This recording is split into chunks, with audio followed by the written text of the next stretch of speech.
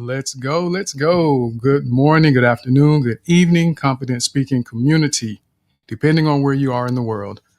I hope everyone has had a fantastic week so far and hope that it continues to be fantastic as you go through the weekend. And for many people preparing for the Christmas holiday or any other holiday that may be celebrated, because I know that this is a global community, people celebrating different things from different parts of the world. So we just hope that everyone is prepared for whatever is to come and that you're able to enjoy quality time with family. And I hope that the past couple of weeks that we have had discussions about family ties, that's just the way he or she is. These are going to be some things that are helpful for you as you have these gatherings that are coming up in the next few days or even in the next few months. I really hope that you're able to mend some broken hearts because of some circumstances you may have experienced with people, and that you may potentially be that person that helps someone else's heart mend because of a situation you had nothing to do with, but because you are working on becoming a more confident and effective communicator, you're becoming the thermostat in your environments so that you're able to facilitate the healing that some people don't know how to get on their own. And that's part of what we're doing here in this community, is trying to become more confident and effective communicators in any environment and in every aspect of our lives, because it truly makes a difference. And when we become more confident and effective communicators, we have the ability to change the world one interaction at a time. And it may not seem like much when you're speaking to someone in the moment, but I promise you, every word that we use with people that we choose to share, it can be an uplifting word or it can be a destroying word. So be careful about the words that you choose to use, because it isn't just that moment that's affected by it. If you say something that crushes someone's spirit in one moment, it can follow them for generations because they carry that thought process with them. And if they have children, many times they carry that same thought process with them and pour it on to their children and teach them to feel the way that they feel, which isn't fair to the children. But at the same time, we don't always know that we need to get help. We don't always know that we need to heal. So in this community, we're trying to provide an environment so that people who may be struggling with something as it pertains to your communication, as it pertains to working through those ideas that you don't belong, those ideas that you aren't good enough. Confident and effective communication will open that door so that you realize and embrace the fact that you are more than enough. And if someone else doesn't believe that, then you probably should be okay just moving on and finding those people who do. So, with that, before we get into the conversation of a blueprint to build enduring friendships, I want to first say hello to Donika and then Brenda, and then we're going to get into the discussion so we can have more time for you all to share your thoughts and ideas as it pertains to this topic. Donika, how are you today? Good morning, team. Happy Saturday. I'm doing okay. I have a rough week and I'll talk a little bit later, but I just want to welcome everybody and let's make this 2 weeks before the new year come the best week. Forgive, heal, love more, because it's very important. When the cup reaches to the point, then it's full and is no more capacity for anything else. That is when we can make wrong decisions, say hurtful things, don't allow our heart to heal and move forward. So we have to be very thoughtful how we do that inventory of our emotion, feelings, health, and well-being, and how we just see that family, no matter of what, is there to pick you up when you're broken. And if they are not there, find a family then is not blood related, but can be there for you in the dark moment or in the moment of celebration. So thank you, team, for this beautiful topic of friendship, and thank you for being a good friend for the past 2 years. We're going up to the 3 years, and you have been like showing faithful friend over and over. So thank you for being a good friend. Absolutely. And thank you as well, Donika, for even as you began sharing just a moment ago, just to acknowledge that the week wasn't a good week. It wasn't the best week. And it's okay that we don't have the best week every week. And when we're able and willing to acknowledge that, don't run from it. Be willing to accept it and embrace it. It opens the door for us to figure out how to try to improve as we go forward. Something we may be able to learn from, and it opens the door for our friends and the people around us to try to figure out how we can be there to help you. And as we think about building enduring friendships, that's something that we want to keep in mind. So don't feel like you have to hide from the emotions that you experience in life, because we all have them. Life can be difficult. It can be downright hard sometimes and make you wonder, why am I doing these things that I'm doing? And it can be very heavy, but it doesn't have to be, because as we often say, we are the thermostat, and we have the ability to change the temperature in the room, and not just for other people, but also for ourselves within ourselves. If you choose to focus on the negative situations and circumstances, that's what you tend to experience, and that's what you tend to draw to you. But if you choose to focus on the bright side, because there's always a bright side if we choose to find it. Because remember, the sun is always shining somewhere, and it's even shining on a cloudy day, even though you can't see it, but you have to choose to embrace the brighter side of life and those circumstances and figure out how to work through it. But Brenda, let's go to you. How are you today, Brenda? Great to see you. Well, I'll write down how I am and you can pick it up later. Good morning, everyone. Good morning to the room. Thank you, Tim, so much for allowing me this time. Good morning, Donika. And let's go. Let's go. Let's go. Let's go. And welcome again to everyone. I appreciate all of you being here. And I see a lot of friendly faces, a lot of familiar faces. Glad to have all of you here. And a lot of people that are doing a lot of great work here in Spaces. And I would just mention, I know Josh is here, Sherry, Mama B does her Spaces, Christelle does Spaces, Ingrid's going to be doing Spaces, Brenda's co-hosting is going to be doing Spaces. And there's several people that are doing great work.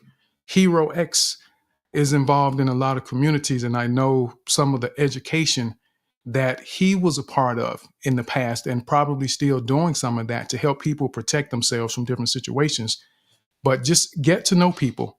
I want you all to click on profiles, see what it is that people are doing, and figure out how you can connect. That's the whole point of community.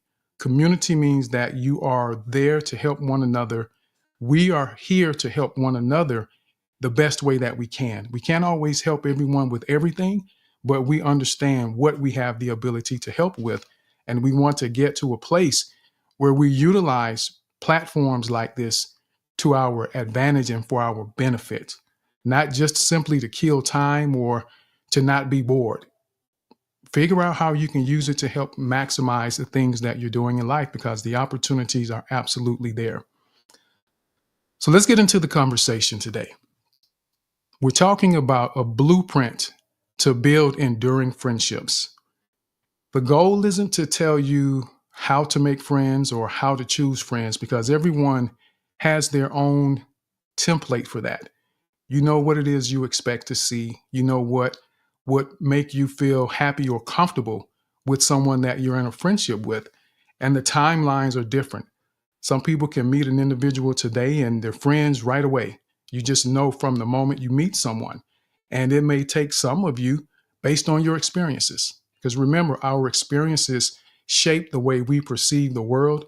It shapes the way we choose to engage with people in our lives. And it may take a little longer for you than others. But that's your choice. That's up to you to figure out how that works. What I want you to do is think about the fact that when you have friendships, how do you make them endure? How do you build enduring friendships? And enduring means long lasting. It means long suffering. And at its root in the past, it meant hard. And when we think about friendships, sometimes they can be hard. And I've heard people share experiences that they've had with friends that became a little difficult. There may have been a little bit of separation and you questioned whether or not the friendship was real or not. But let's think about this. Some of the types of friends, and these are categories of friends that we will typically say. That's a good friend. It's a true friend. It's a fake friend, a casual friend, the fair weather friends. And I've even heard people say friends with benefits. So there are all these different categories that we may put people in when it comes to friendship. But do we really understand what that means? How that applies to the longevity of these interactions and engagements that we have with people? And what does it actually mean for our lives and their lives? What does it look like? And whether we want to admit it or not, friends are like tools. Friends are like tools in our lives. Think about a carpenter. A carpenter has saws that they use. They'll have a saw when they need to cut wood. But guess what? They may have a different type of saw when they need to cut metal or when they need to cut tile. They have hammers that they use. And we typically think of a hammer, you have to use a hammer to put nails in the wood, to drive nails inside the wood. But guess what? There's different types of hammers. Every hammer isn't the same. There's a rubber mallet hammer. There's a ball and pin hammer. There's a claw hammer, and they all have a different purpose. And the carpenter has to understand what he or she needs in order to choose the right tool for the job in the situation that they're trying to navigate and manage in that moment.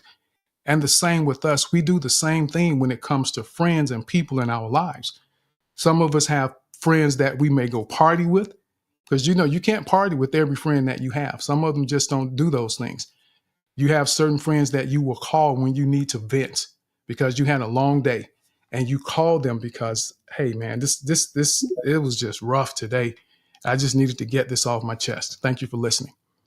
You have friends when you need support because your heart may have been broken.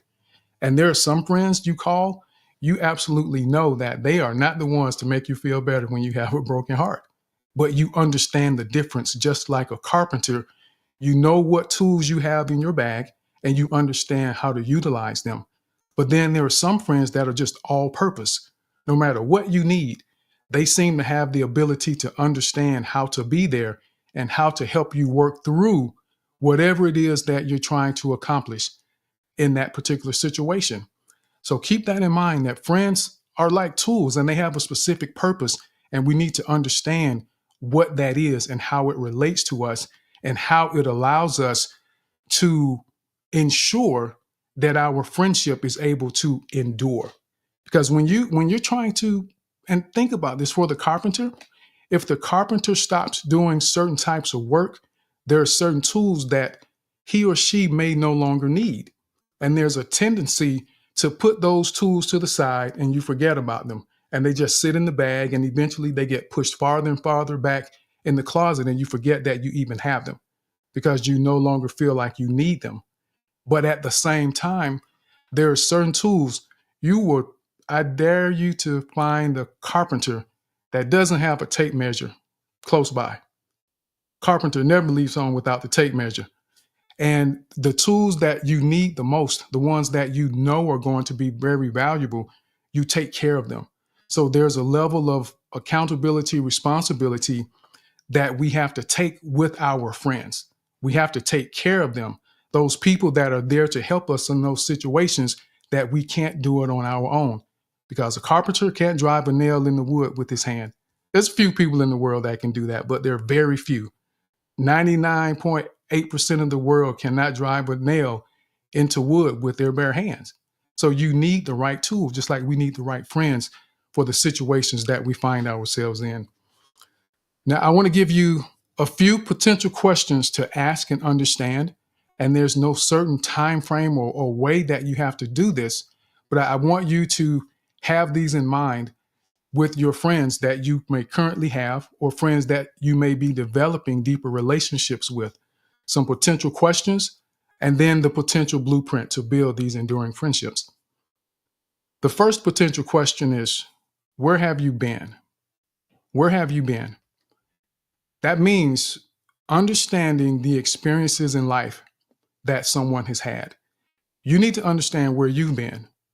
You need to understand where this person that you're in a friendship with has been as well. That shapes our experiences. It shapes our behaviors, I should say. Where we've been, where we've come from, has a very impactful outcome on our current behaviors. So you need to ask the question in some form or fashion to understand, where have you been? And you both need to understand that about one another.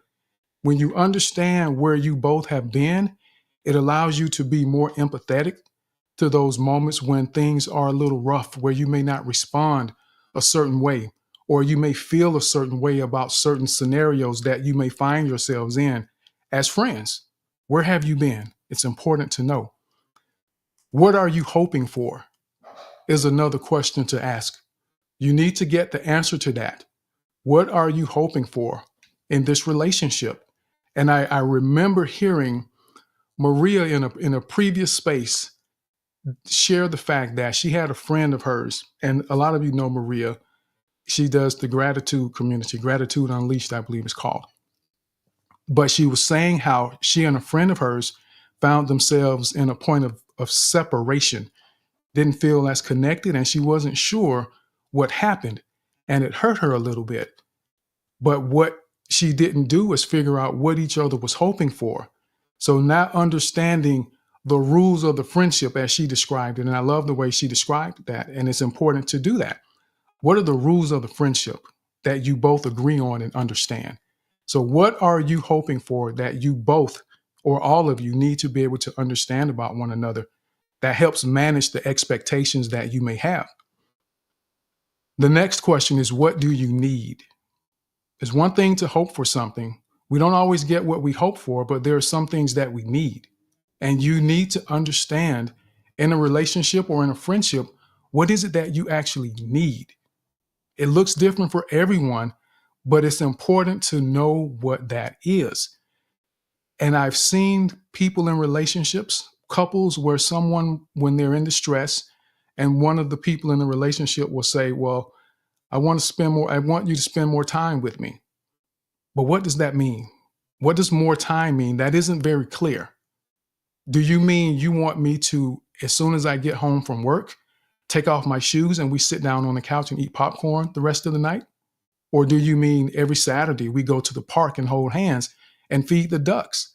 So we have to understand, what exactly do you need so that you're able to articulate to one another in this friendship in order to figure out, if I have the capacity, if you're listening to what your friend needs, you need to understand, do you have the capacity to even provide that? Do you even want to provide that in the friendship? So that's important to ask and understand. And the last question that I will mention is to ask, what can you offer? To figure out, what can you offer? And I know some people will think about the male-female relationships, and I know that tends to be that's been a huge debate when a man asks a woman what she brings to the table. And it's deeper than that. As friends in a friendship, what can you offer? Can you offer the kind of support that I need if someone breaks my heart? Are you able to be that person that I can call to give me the comfort that I need?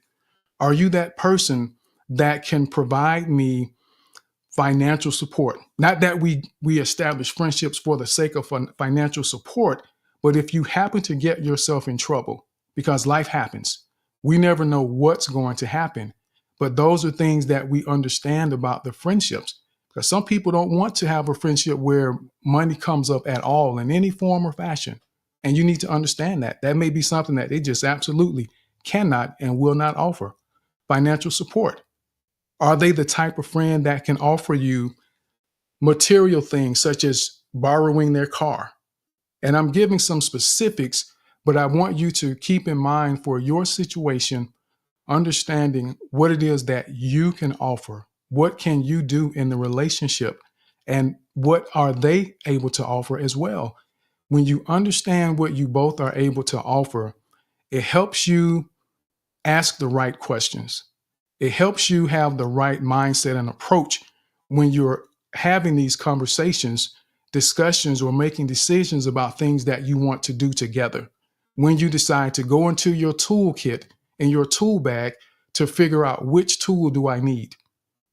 I probably won't call Dane Nash for this particular situation, but I know Dane Nash is one of the most generous people that I've met on here. If I were to get in trouble and I needed to borrow $20, I feel like Dane Nash would give me $25 just for good measure to make sure that I had enough, because he would feel as though I didn't want to overstep in that situation. So those are things that we understand about one another simply by paying attention, observing, but also by asking the questions to figure out what it is can you offer. So the 4 questions that I propose to you as potentials to ask and answer is: where have you been?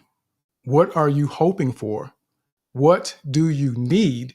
And what can you offer?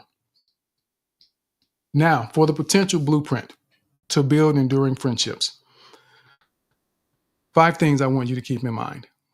The first one, for a potential blueprint to build enduring friendships, is to understand your roles and capacity.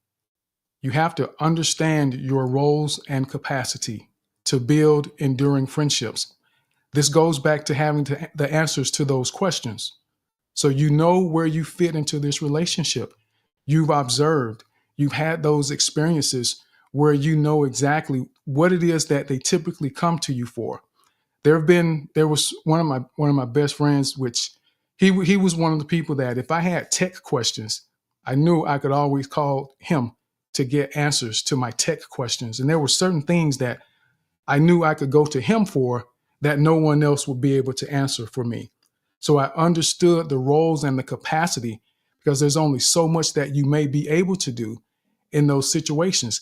Even if your role is providing support for someone, what's your capacity to provide support for them? My capacity may not be to sit on the phone for 3 hours and listen to you cry. I may not have the capacity for that, because who knows, I could have ADHD. And if you get 10 minutes out of me, you've done great. And I'm not saying that I do, but just as an example, things that we have to keep in mind and understand, that's part of where have you been that helps you understand. Your friend may have ADHD and they don't have the capacity to give you 3 hours to let you cry on their shoulder. And when you understand that, you don't put pressure on them to be something for you that they aren't able to be, or they don't do the same to you. The next one is ensure mutual benefit and equity. Ensure mutual benefit and equity. Please, please, please don't abuse the friendship. And I've seen it time and time again where someone identifies a friend in their life. And because your friend is willing to lend you $20, your friend is willing to come pick you up when you get stuck somewhere, your friend is willing to do whatever it is your friends have done for you in your life, and I see them just get abused. And they never stop to think, how is this affecting my friend? I just called them at 3 o'clock in the morning because I got stuck on the highway, and they came 45 miles to pick me up, knowing they had to go to work that next morning at 6 o'clock. And to do that time and time again, that isn't ensuring mutual benefit, because in some cases, those friends that we ask a lot of don't ask very much from us. So we want to be very attentive to that, to make sure if they aren't asking, then go to them and offer something. Say, hey, you know what? I really appreciate the way you've been looking out for me. You've done this, you've done that. And I just want you to know how much I appreciate you and everything that you do for me. Is there something that you need that I can help you with? And I know sometimes it may be hard to ask, but I'm coming to you so you don't have to feel uncomfortable asking me for something. There are a lot of people who are filled with pride. They may have grown up not having much, so it's very uncomfortable for them to ask for help. It's very hard for them to come and say, hey, I need something. Even though you consider yourselves friends, they may not feel comfortable. So ensure mutual benefit and equity in the relationship. Let's see, for me, I'm the type, someone called me one night. It was maybe 2:30 in the morning. And I guess I gave the example of myself a moment ago without realizing it. And it wasn't that we were friends. There was actually cousins of mine, but they called me. Their car had broken down on the road. And I'm thinking, all right, here I am. I'm very sleepy right now. Your car is broken down. We can't fix it at 2:30 in the morning, which it would be 3:30 by the time I got there. So what I will do is I will pay for you an Uber to get home. And then you kind of figure out what you're going to do the next day once you get situated, because the car wasn't going to get fixed in that moment. And that's all part of understanding your role and your capacity as well. And see, some people may feel like that's selfish, but at the end of the day, for me, I helped them solve a problem. They needed to get home in that moment, and I provided an option to get home. But it didn't make sense for me to drive 80 miles two ways and take me 2 hours of driving just to get them home when I had the ability to buy them an Uber so that they could. But ensuring mutual benefit. So please don't abuse the friendships that you have. The next one, and there's 3 more. Give each other permission to say no. Give each other permission to say no. And yes, I know that we're all adults in here. You have the right to say no to anyone and to anything that you choose. But in a friendship, when we're talking about building enduring friendships, we give each other permission to say no. There's a tendency that in friendships, we make the assumption that if we're friends, I should be able to come to you for anything, which means that we've forgotten about the idea of the toolkit. We forgot about the answers to the questions that we have asked and are supposed to understand at this point. Where have you been? What are you hoping for? What do you need? What can you offer? So we have to keep that in mind and give each other permission to say no, that, hey, man, Rumi, if I ever approach you with something that I'm trying to figure out and it doesn't fit in your wheelhouse, or if you don't have the ability to do it, it's okay. I'm fine if you have to tell me no. So don't worry about that. Don't ever feel pressure to do something for me because I ask, simply because we are friends. And I try to help people understand that. I try to explain some of the dynamics of who I am with people, because most people don't ask these questions. They don't understand the importance of getting the answers to these questions. So I try to preempt those moments and share on the front end. Once there's a level of establishment in the relationship or friendship, so people understand. There's so many things that I'm going to be able to do. And here's some of the things that I know about myself that I want you to be aware of, so that you don't feel offended if I don't call you every other day, if I don't call you every couple weeks. There's certain things that I do, but if we don't speak for 5 months and we're friends, I will be there for you if I have the capacity to provide what it is you need. And my friends know that. The people that are friends with me, they understand that about me, and they accept that about me. So we have to be able to do that. But give each other permission to say no. It removes the obligation, and it also can help prevent people from feeling like they have to dodge you. Because it gets to a point at some point in time where when they see your number pop up on the screen, they may not answer because they're anticipating you potentially wanting to abuse the relationship again. So now they say, you know what, I'm just not going to answer today because I'm not comfortable saying no, because they're assuming you're going to do something. And this is the result of someone abusing the friendship. And that's why ensuring mutual benefit and equity minimizes those feelings that people may have. The next one is don't put them in difficult situations. What this means is some friends will expect you to lie for them. They may expect you to cheat for them. They will expect you to compromise your integrity for them, for their benefit, which means that they're now abusing their friendship. And it's very difficult for a friendship to endure when someone is abusing that relationship like that and they're putting you in a difficult situation. Understand, you may do it once or twice. You may even do it 3 times, but in the back of your mind, you eventually begin to realize, wait a minute. What if this went wrong? What happens to my life? How does this affect my family potentially? And now you begin to realize that this person doesn't really care about me. It's all about them. They're being very selfish in this relationship. So I'm not sure if this even needs to continue, because you now recognize that they're willing to put you in a difficult situation that could compromise your livelihood or your well-being. So if you're trying to build an enduring friendship, do not put people in difficult situations where they have to choose between right and wrong, or they have to choose between you and someone else. Be very mindful of that, because again, they may do it once or twice or a few times, but eventually they're going to realize that you are not allowing this to be a mutually beneficial or equitable friendship, and they're going to part ways and find someone else to be friends with and put you in the back of the cabinet, if not just get rid of you altogether. Because if you've ever been to a yard sale, at yard sales, especially when someone decides that they are no longer going to be a carpenter, what do? They usually sell a lot of the tools they no longer need. So when you become that liability in the friendship, you tend to get put in the back of the closet, or they just get rid of you altogether. So the last point I want you to think about, potential part of the blueprint to build enduring friendships, is to remember there's a reason and a season. There's always a reason and a season. Think about summer, or the seasons of weather. The summer comes and goes, and we typically understand when it's going to happen. When it comes, we enjoy it. You get to go to the beach. You get to do whatever it is that you do during the summer. But then summer goes away for a period of time.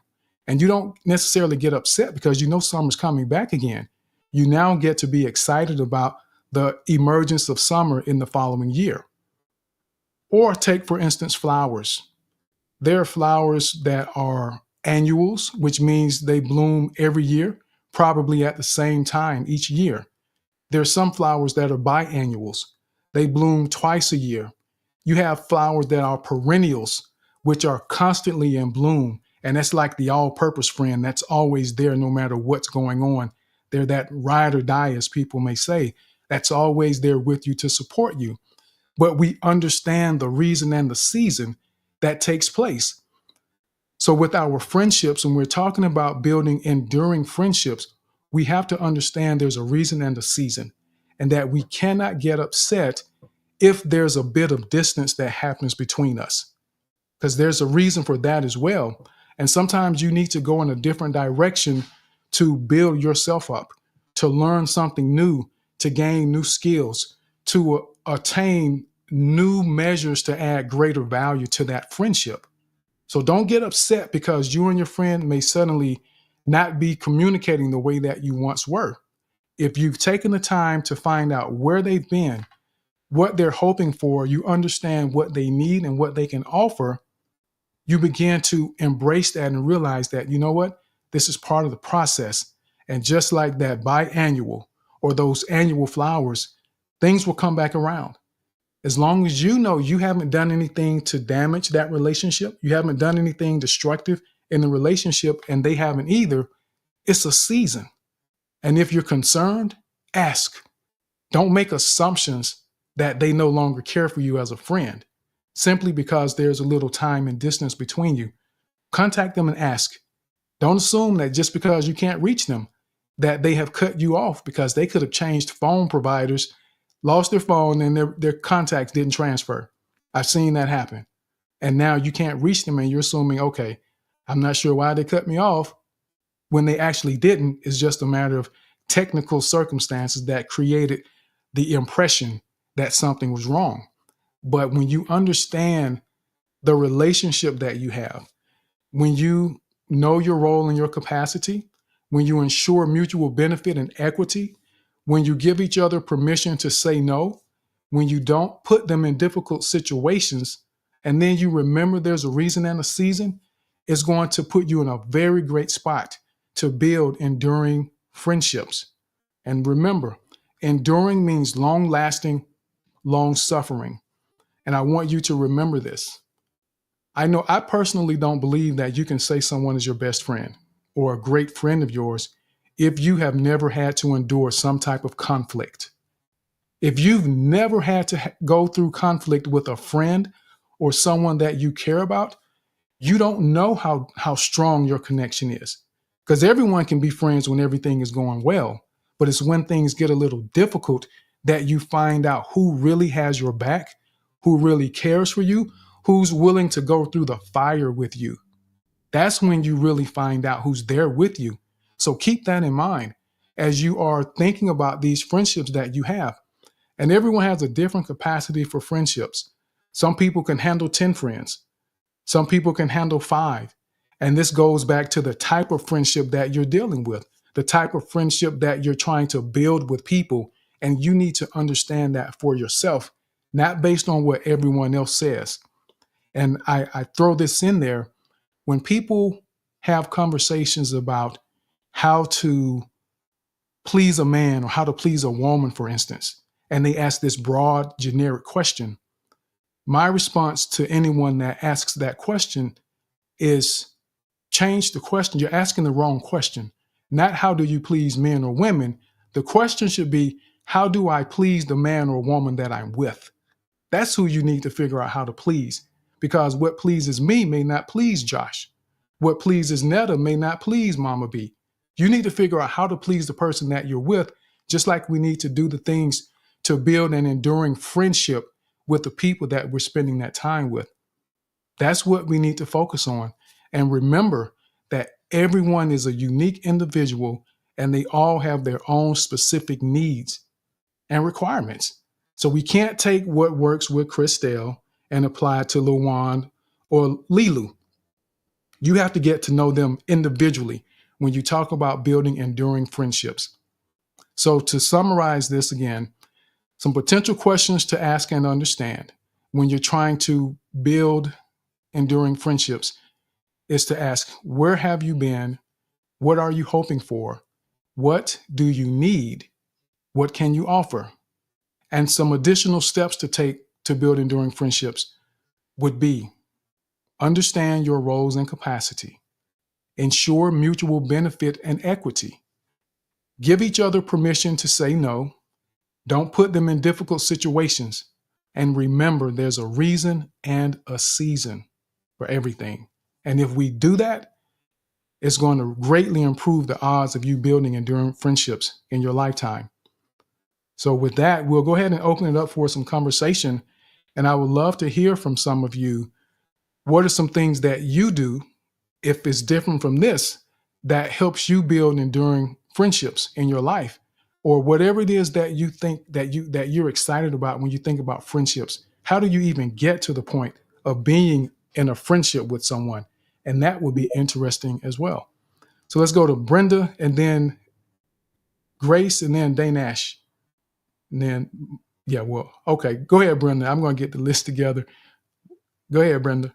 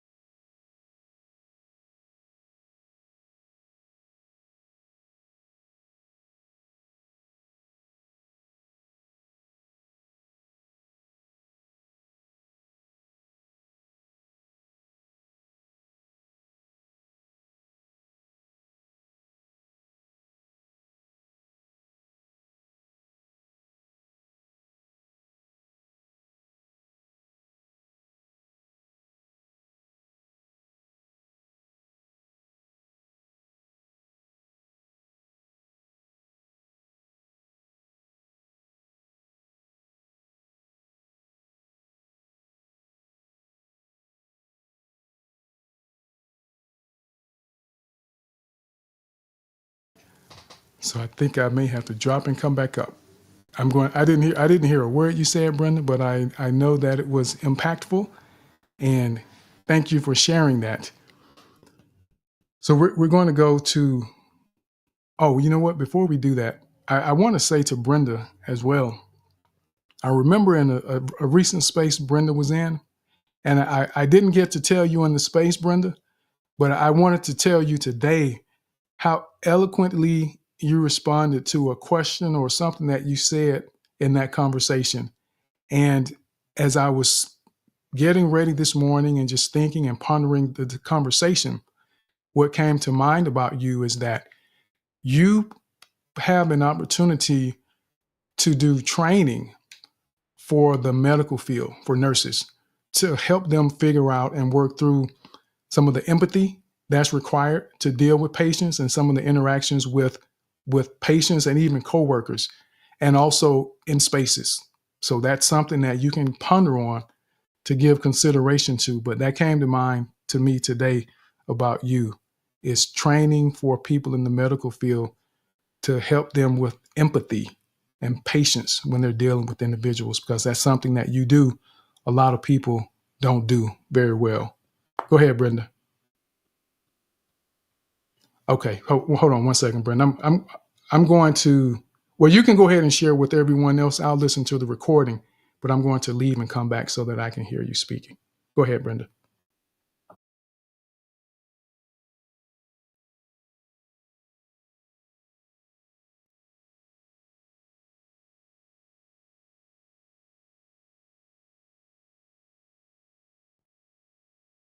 So, okay. Let's go to the next speaker until team come back.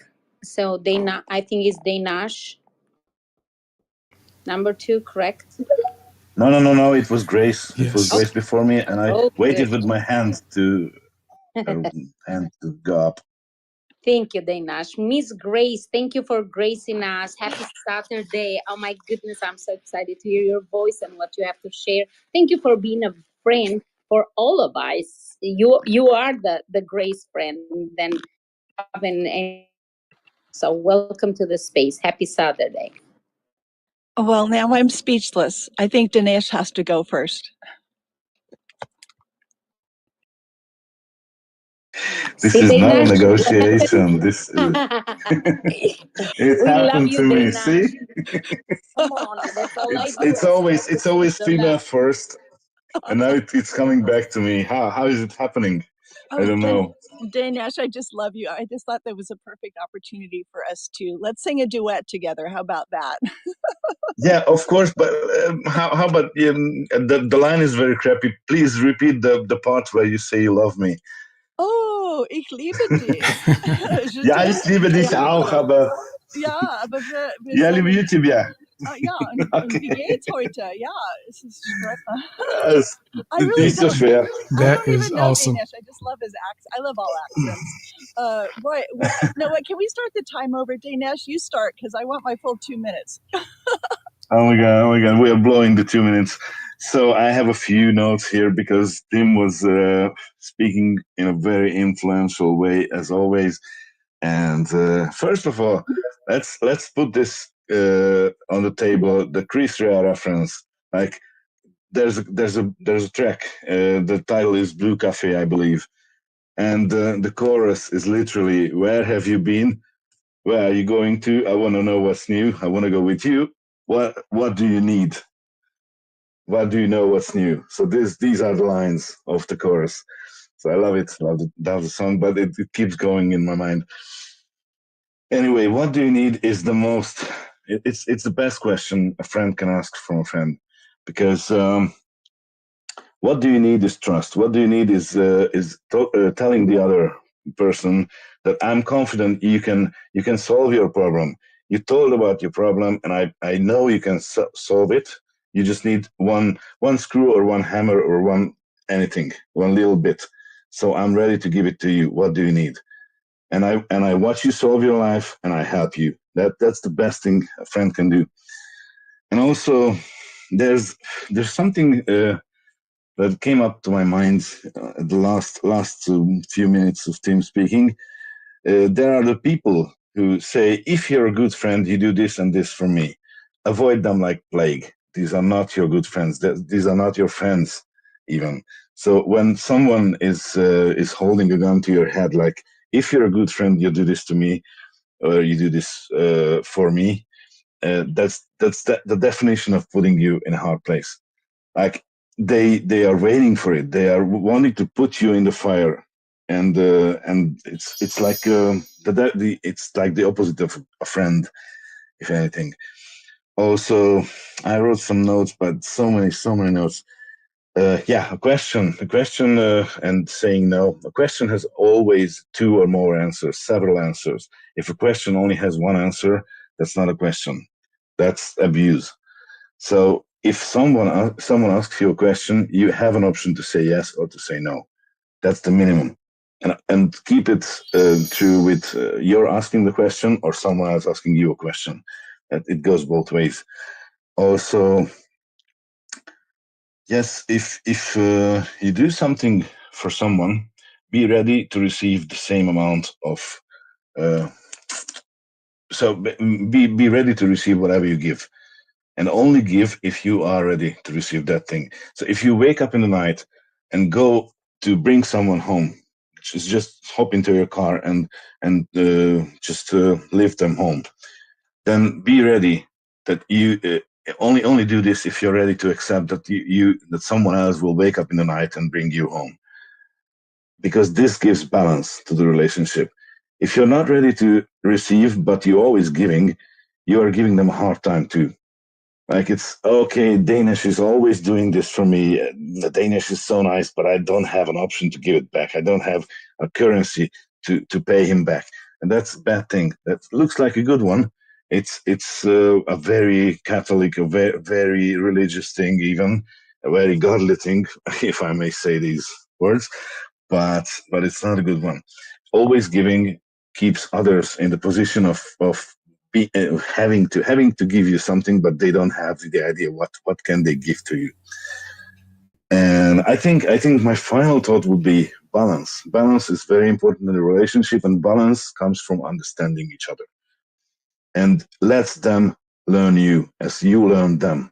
Let them learn your ways, your priorities, your preferences, and also you have to learn theirs, because that's what gives balance. Understanding each other gives balance to the relationship, and those relationships last the most, the longest.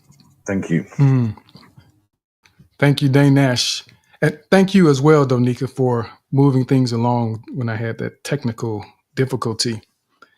But be careful, as Dane Nash said, when people tell you that if you're a friend, you will do certain things.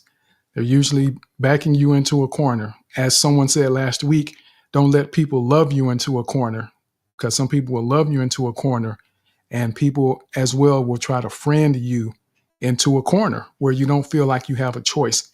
And that's why giving each other permission to say no is so valuable when we're trying to build enduring friendships. So you don't ever have to feel like you're being backed into a corner to keep someone from taking their love or friendship away from you.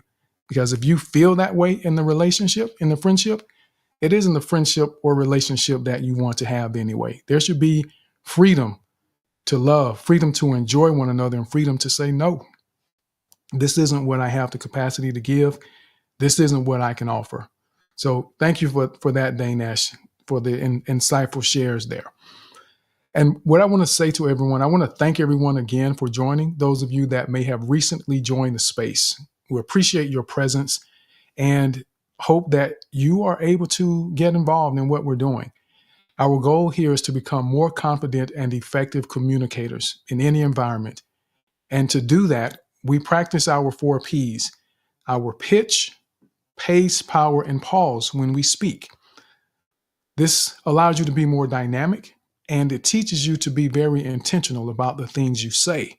So not only does it improve the style of your speaking, it also improves the thoughtfulness of your speaking as well, because you're paying attention to what you say and how you say it.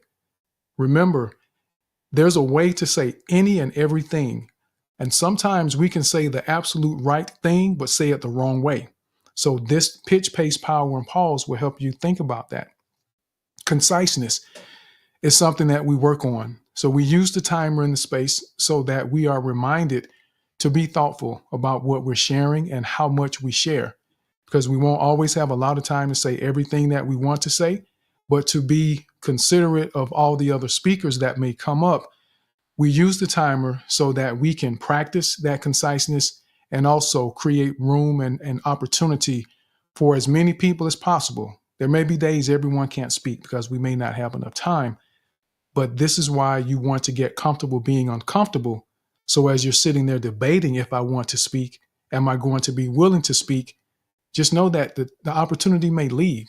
So don't be afraid of those moments. So with that, we'll go ahead and go over. I see Brenda's hand went up, and after Brenda, we'll go to Grace. Thank you, Tim. Can you hear me? Yes, I can. Yes, I can. Okay, super. I want to say that Danash, you are so on point about the friend. I had a friend in my early days. I was 18 years old. She convinced me to drive drunk. I never got caught, praise the Lord. But when I got home, you guys, I just started crying. And then later on, when we became adults, you guys, she wanted me to cover for her. She said, if so-and-so calls you, let him know I was with you last night. And I said, you know what? Don't ever put me in this position again. And she said, well, he's probably not even going to call you. And I said, well, I hope he doesn't. So sadly, she's been a naughty friend and at a distance, thank God. And people will do that. And we have to have the ability to say no and protect yourself. You know, from friends of mine, you know, I'll tell people, don't do anything that can get you in trouble with me, because I'm not going to jail because you decide to do something stupid. So if I'm in the environment and you do it around me, I will probably tell so I don't go to jail. I'm not trying to do prison, especially for something someone else did that did not have to be done. So kudos to you, Brenda, for creating that distance, because that isn't a friend that would do something like that. Someone who's trying to use you. And just a great example how we have to be careful not to put people in difficult situations, because they may do it once, twice, or three times, but eventually they realize that was crazy. I cannot do this again, because they risk too much for themselves. So Grace, so we're going to go to Grace, then Mama B, Netta, Sarah, Tapra, and then Elias. Go ahead. Oh, Donika's hand up, and then we'll go to Grace. No, I'm not going before Grace. She and Danash are going on that Ichlibi dish, so I don't want that they have between them each other. So Grace, go. I'll go after Grace. Oh, I love you, Danica, and everybody in this space. Danica, you're from Budapest, or you're in Hungary. One of my dear friends growing up. We're still friends. I met her in grade school from Hungary. Her family had lost everything. And another friend's father was from Saudi Arabia, and he was Muslim. So there's the Jewish friend, the Muslim friend, and here me, my daddy was all about Jesus. And I love friends. I just craved friends because my mom wouldn't give me a sister. So I've collected a lot of friends. But I found that from a very young age, God kept pulling away my friends or people that I'd want to go to them first with my problems. And I felt like from a very young age, Jesus wanted to be my best friend. And the value of having friends is immeasurable, but to have Jesus be our model, he's been faithful and true.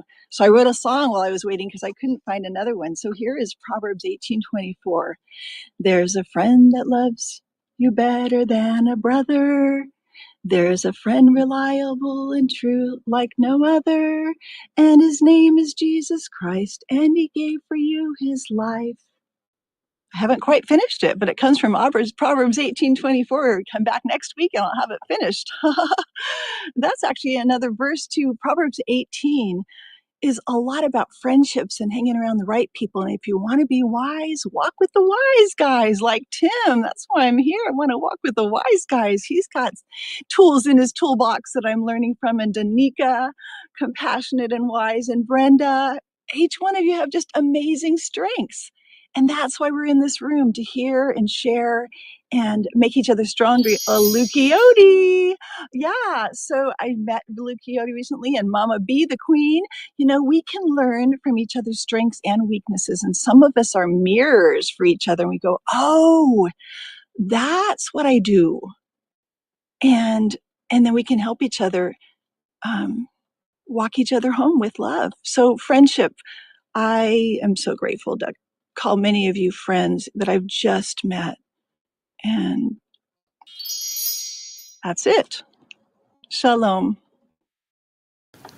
Thank you for that, Grace. Absolutely. And, some friends are closer than a brother. You never know. And this is why I often say blood makes you a relative, but love makes you family. And sometimes the friends are the ones that fill the gap and actually become family for you when you don't feel the connection with your blood relatives. And it's a beautiful thing when you can meet someone that you can say, you know what? He isn't just a friend. That's my brother or my sister, and those types of friendships that are enduring, those enduring friendships. And it really does make a difference. So thank you for that, Grace. And I'm sure you will probably have that song finished next week. Thank you for sharing that. So let's go now. Donika, go ahead, Donika. And then we'll go to Mama B, Netta, and Sarah after that. You see, Tim, how great friends you are. Even if the space doesn't work, they got your back. They still show love, and they continue to do it. That is another teachable moment of friendship, and like a freely love between giving and receiving. I love that. But when you were talking, you said something, friends of all purpose. My mom used to bake and cook a lot. So sometime when she didn't find the flour to cook, she went and got all-purpose flour. And one time I remember she sit all three of us, because we all can make pastry. And she said, if you want to cook something amazing, find the best flour. But if you want to cook something quick and cheap just to eat, and use all-purpose flour.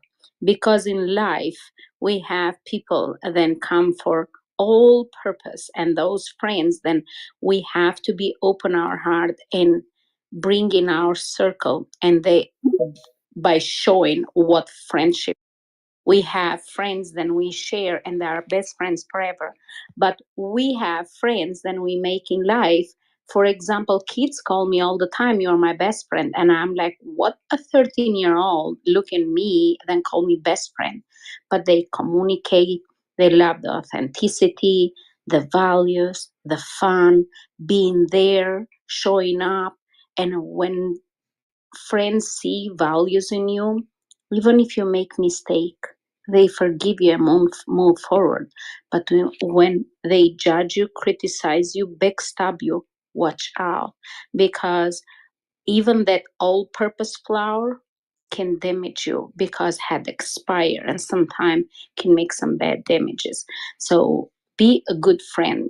How you show to people is how they going know you as a friend. I had a best friend for over 14 years.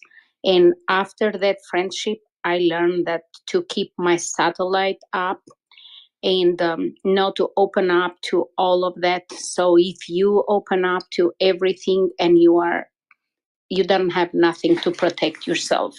After 14 years of best friends, when I opened business and I told her that I'm opening the business, she said, she laughed in my face. She was like, what business are you going to open? Knowing then how much I've helped her and all three kids of hers, all the upside down, and she was there for me. But it was like a slap in my face. And I was like, wow.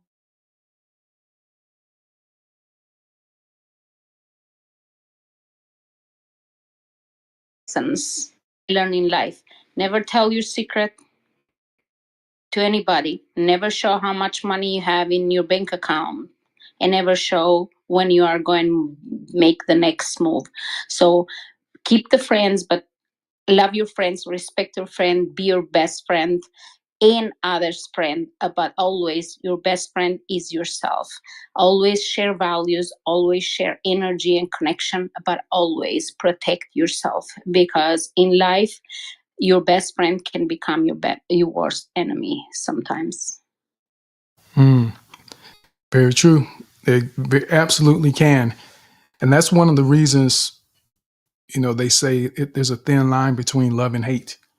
And the people that we're closest to have the ability to hurt us the most.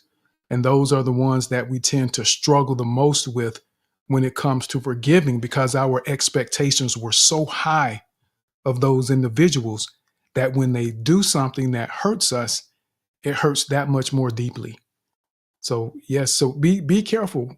Be careful what you share and who you share it with. And there may be some people that you can share some things with. And there are things that I may have experienced. There's no one that can say they know everything about me. I've shared a lot with some select people, but no one can say they could tell you about every experience that I've had, because there's some that just aren't meant to be shared. And there's some things that I've shared with strangers because in that moment, it was a relevant experience that became a testimony to help empower them in their life to understand that they can overcome something they may be dealing with when I had that interaction with them. So it's about being led to understand when there's purpose to share some of the things that we share. And it could be something that, again, as Donika said, whether it's the money or whatever you're dealing with, there may be someone you need to talk about your money to, but they don't know anything else. So understand the circumstance that you're in, but don't just be willy-nilly letting everyone in to know everything about you. Because if they do get upset, if they aren't the one that wants to have that connection with you the way that you're thinking, anticipating, or hoping for, they can absolutely use it against you. But don't be afraid of it, though. Don't be afraid of that. Don't be afraid, because that's where a lot of people miss out on the opportunity for some great friendships and relationships, because they're afraid of what could go wrong as opposed to taking the steps to figure out what can go right. So thank you for sharing that, Donika. Let's go now over to Mama B and then Netta. Hey, Mama B, how are you doing today? Oh, hi, Tim. I'm doing fantastic. I tell you, this Mama B, sometimes I feel like I need to break into a rap or something. I feel like a rapper when people say Mama B, even when I say it myself. But anyway, so good to be here. Thanks, Donika and Brenda and everyone in the space. Yes, blueprint to build enduring friendships. I was thinking that, I think this is what I'm learning for myself, right? That we put too much weight. Usually, we put too much weight on how long we've known people, to the expense of great connections that we could be making with people that we haven't known for that long. And we put too much weight on the years that, I've known them for 20 years. We put too much weight on that, and we put too much weight on proximity, because you've seen the people, you've broken bread with them, and so we tend to think that those are the people that we really need to be friends with, or to the connections are greater because we've seen them. But these streets here, the social audio has just really toppled that for me. It has toppled that for me, and I'm realizing that it is really not about proximity. It is about accessibility and connection. And those things you can have quickly. It doesn't have to take years. As we struggle with relationships now, I've heard people talk about people that I've known for a long time. And that's what came to mind. It's like, some of these friendships have expired, not the ones that people are talking about. I'm just talking about friendships in general. We hang on to friendships whose whose expiration date has long passed. And so that's why we have so much strife with them. Strife is a symptom that our relationships have expired. But anyway, so this whole social audio, because we, by it cuts through that whole time of finding information about the people, because we meet in these spaces where there's already commonality, because we love these spaces, right? So the connections happen there. And then, of course, if you're communicating further, the connections happen, And so in those connections, then to have those connections be enduring is listening. And I think you've touched on it a little bit in some ways. Listening. I'm now learning, even though I've been priding myself for being a good listener. Well, maybe 50% better listener, is that empathy is a huge thing, and I've been doing it wrong. When people come to me and they say stuff and they share with me, I thought I was just being so empathetic. But I'm realizing now that empathy, I've been sympathizing with people. And people, when we go to people, we want empathy from people. And empathy is not sympathy. We can sympathize maybe somewhere in the conversation, but the go-to is empathy. The person needs to know that you are there with them, listening and hearing them, not giving them solutions and not me tooing up, because many times when people come to us, we do it the me too. Oh yeah, yeah, me too. That happened to me too, and well, that has a place somewhere in the conversation towards the end. But I'm learning, and that the empathy is the go-to. And I thought I was good at that, but I'm not. I'm not. So empathy is saying things like, yeah, I hear you. Oh, yeah, that must be frustrating. Just listening, just making sure that the person hears you. So, yeah, I just wanted to say that empathy is not sympathy is not empathy. And people, to endure friendships, to have enduring friendships, we need to listen to people and give them empathy. Yeah, I'm done speaking. Absolutely. And it is something that happens and something to be aware of. Some people, but actually, you know what, Mama B, some people do want sympathy. And those are the ones that we may need to be weary of as well. If someone is constantly looking for that sympathy, that means they aren't trying to grow in a lot of cases. I won't say in every situation, but in a lot of situations, the ones that come looking for sympathy, they don't want to be accountable for their behaviors and what it takes to change. And that's where asking those questions of me, when someone asks, what can I offer? I can offer sympathy, once, maybe twice. But after that third time, we need to be working on solutions.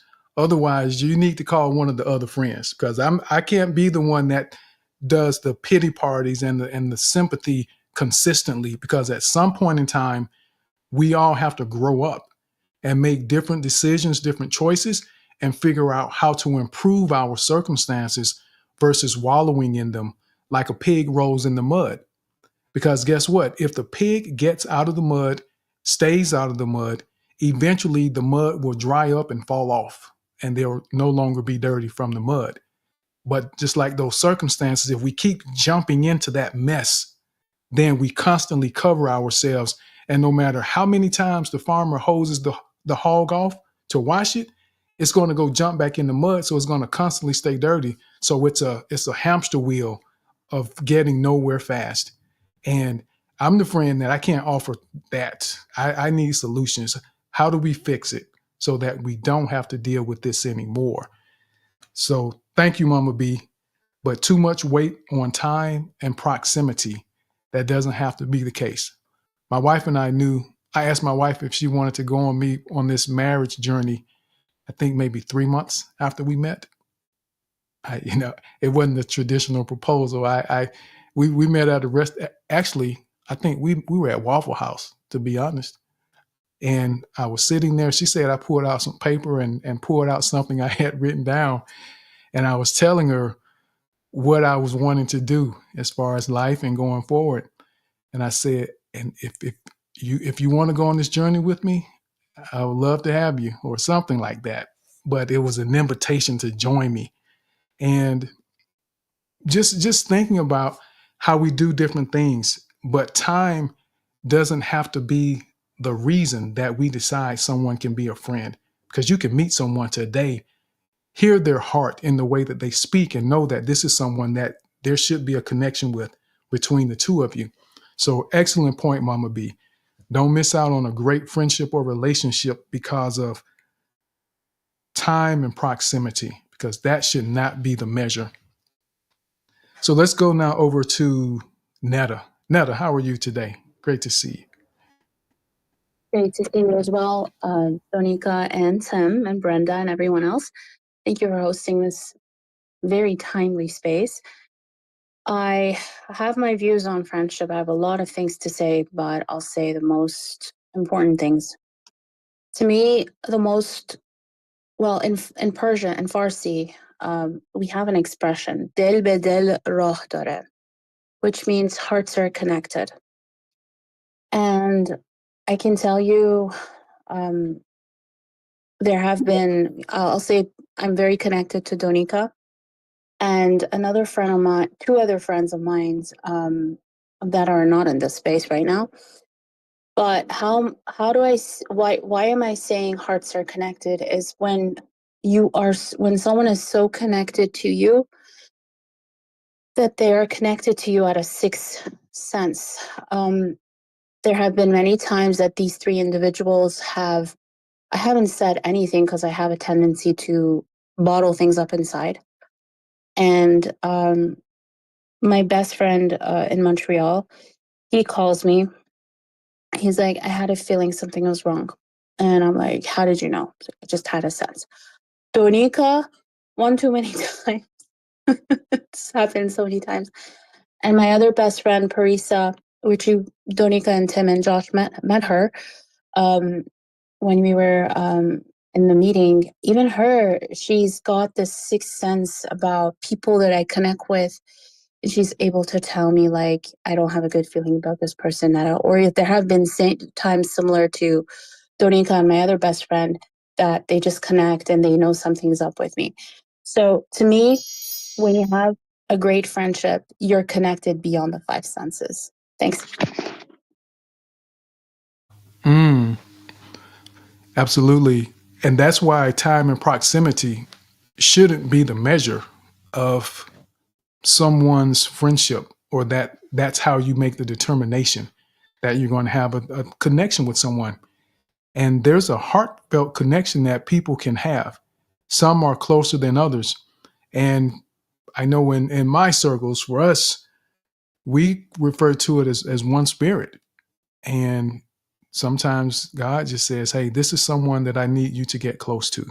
This is someone that is struggling with something. Call them and see what they need, or offer some level of assistance.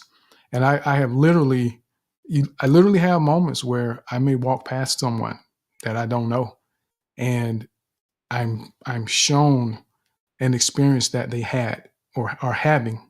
And there's been a couple times where I was asked to intervene and share with them what I was told, and it opens the door for healing for them. So don't be afraid to connect with people on a deeper level because you don't feel there has been enough time or enough proximity, because it happens. It absolutely can happen. So thank you for sharing that, Netta. And you know what? I will say to Donika and those friends that reach out, don't be afraid, everyone. Don't be afraid to reach out when you feel in your heart that something may be going on. I know it can make you feel as though they're going to think I'm crazy, because what if I'm wrong? What if what I'm thinking I feel isn't right? That's okay. Just do it anyway, because it probably will be right. And if you get it wrong, at least you made sure. So don't worry about being wrong. Just focus on being there and being that friend. That's trying to offer them something that they may need. They may not even realize they need in that moment. Go ahead, Donika. Oh, Tim, I wasn't about to say, but have you heard people that laugh the most? They suffer the most. This week, you lost that friend too. I lost my cat. I have for 18 years. And in every space, right before I closed the space, my cat always came around and meowed to greet everybody. And my heart is broken. My baby girl's, Christina's heart is broken. It was so hard to put her down on Thursday, and I'm very emotional. So Neda hasn't stopped. She on Thursday night, she called me. She stayed 2 hours with me, listened through the tears, and I was packing 90 bags for the kids. I have 90 students to give them Christmas present, and I was like, I don't know, I was numb. But Brenda, Nino, because I said my cat is sick, but I didn't know then will be gone so fast. So listen carefully when people talk. And somebody said, Kimberly said this, pay attention to people then you think they are strong, and check up on them because they have hard time to ask for help. Because sometimes when you go through pain and loss, you don't want to share that with others, because I don't want it. I haven't posted any picture of the cat. I don't want that. It is hard for me to look through that. But at the same time, people that knew reach out, and it's like, it doesn't matter what loss you're going through. A friendship is a friendship. I have for 18 years, was my best friend, woke me up at 5 o'clock, sing for me, play with me, and the last moment before she passed, she just looked right in my face, and I said, it's okay, baby, to go. You have a good life. We're going to miss you, but you have been a friend to all of my friends. Everybody loves you. So my cat was a blessing. So I celebrate her. It's okay, to go through that. But I lost a friend, then is not going to be here for me every day. But I know I am connected, just like Neda said, my soul and that soul, she chose to be here for 18 years. So interconnected with each other. So check up on people, ask how they doing, and be attentive when they talk. Just don't worry what you say, but worried about what people are saying, so you can be a good friend. Thank you.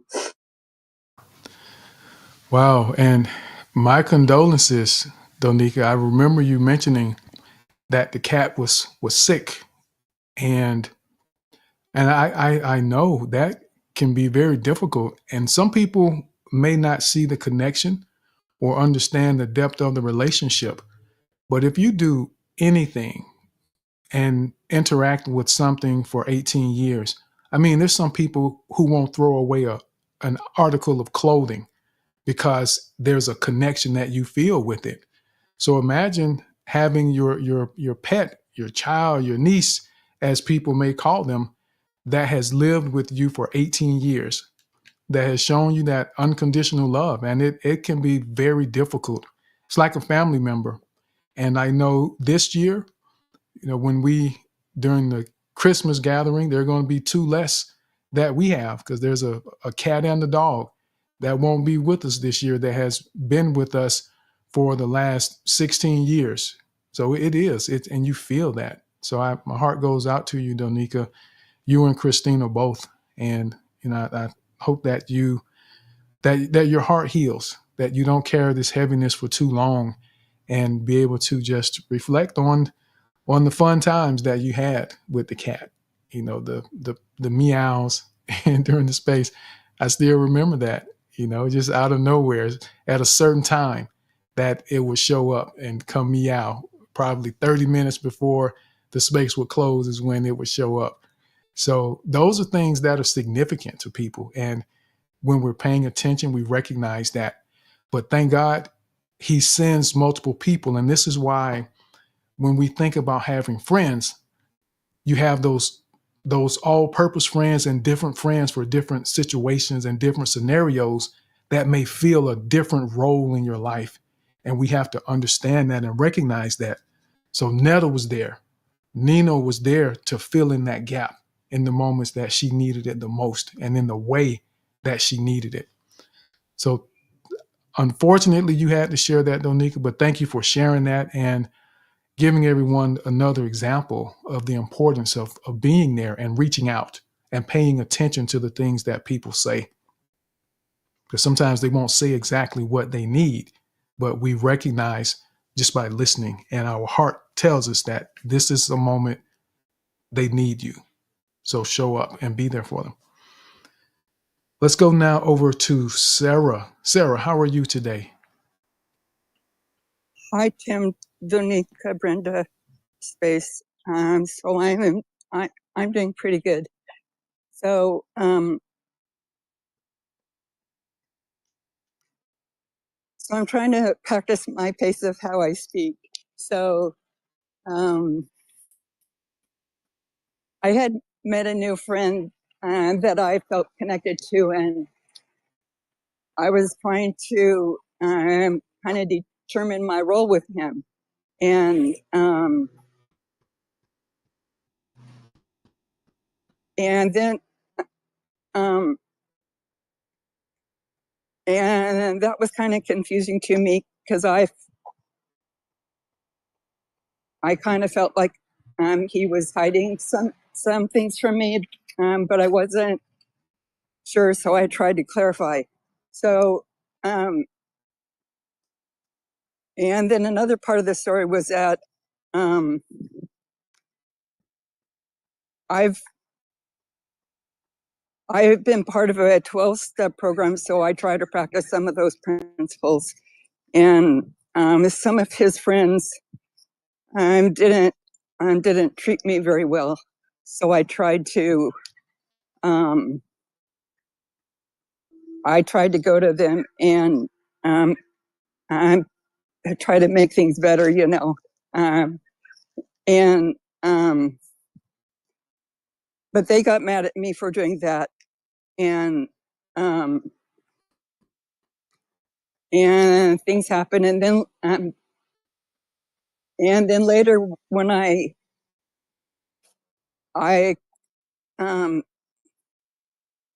talked to the well, I tried to I tried to tell the guy that what happened hurt me, and he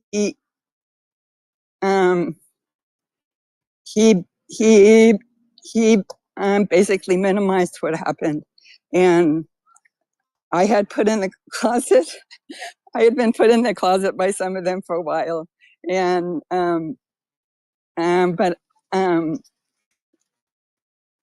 and things aren't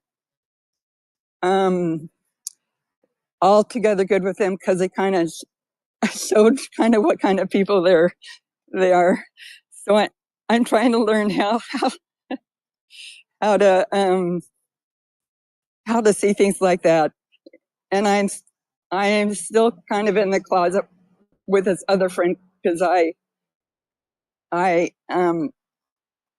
don't know why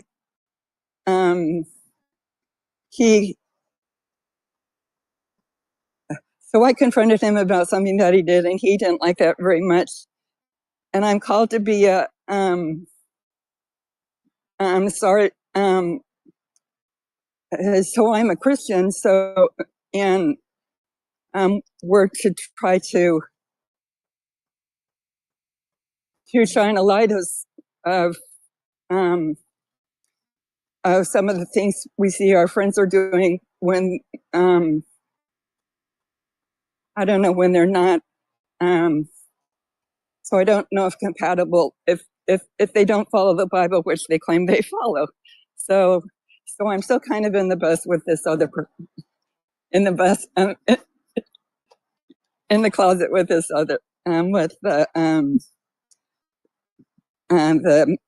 guy friend of, well, what I thought was a friend, but so what I learned was that I started coming to this space with Tim and some other spaces, just trying to be a better communicator, and so I appreciate being able to share. Thank you. Absolutely. And thank you, Sarah, for sharing that. And I would, you know, when I hear that you say you're in the closet with some of the friends, and I know that could be taken more than one way. And the way I took it and perceived it is that they are not making you feel a part of what it is they're doing by having you in the closet. And if that's what's happening, Friends, if someone is your friend, they don't deny you the opportunity to be a part of what they're doing or who they are and the experiences they are having, especially if it's the good times that they're sharing. But also understand, is it something that you actually want to be a part of?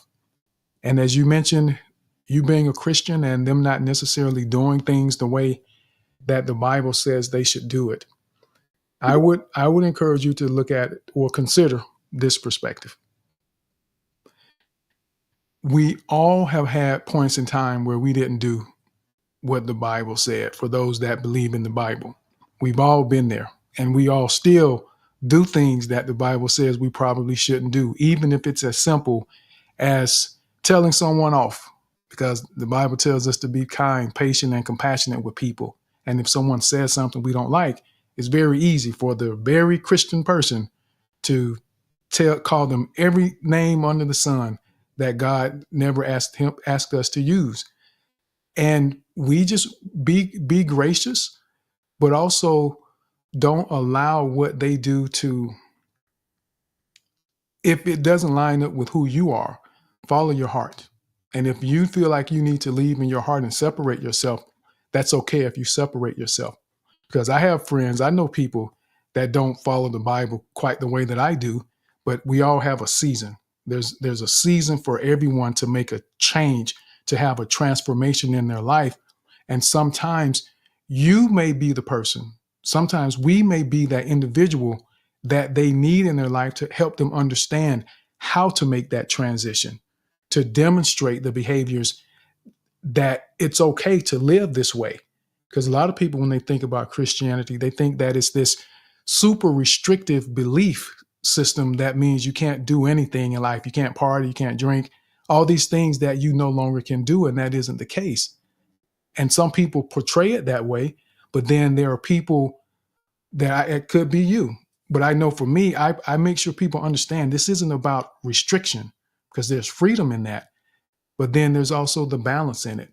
But I've learned to be patient because I have some experiences. I've got some stories to tell. I've got some stories to tell that people don't know. And it'll probably be in the book when the book comes out. But we have to be patient and have grace with people because we all have our own journey. And even in the darkest dirt that we may do, God can still use us. Because the people who see us doing what we're doing in our darkest, dirtiest moments, and you have influence over their lives, those are the same people you can influence when there's a transformation in your life to do things differently. So that's why we never hold it against people, the things that they do. That's their journey. And we don't know how God may be using them in a different environment outside of our presence. So we give them grace, we love them, we care about them, but you still maintain accountability for yourself to God and do what God needs you to do, regardless of what they do. And sometimes that could mean distancing yourself. But thank you for sharing that, Sarah. And I commend you for continuing to do the work as it comes to pacing and practicing your communication. That's how we get better. So thank you. Thank you. Thank you. So we're going to go to Tapra, Elias, Olu, and then Montessori. Oh, Brenda. So Brenda's hand is up. And then after Brenda, we'll go to Tapra. Go ahead, Brenda. What a privilege. Just like that. That was so cool. I only want to say, Sarah, you are on fire in these spaces. I love it. Absolutely. Thank you. Thank you, Brenda. And I want to welcome everyone that has recently joined the space again.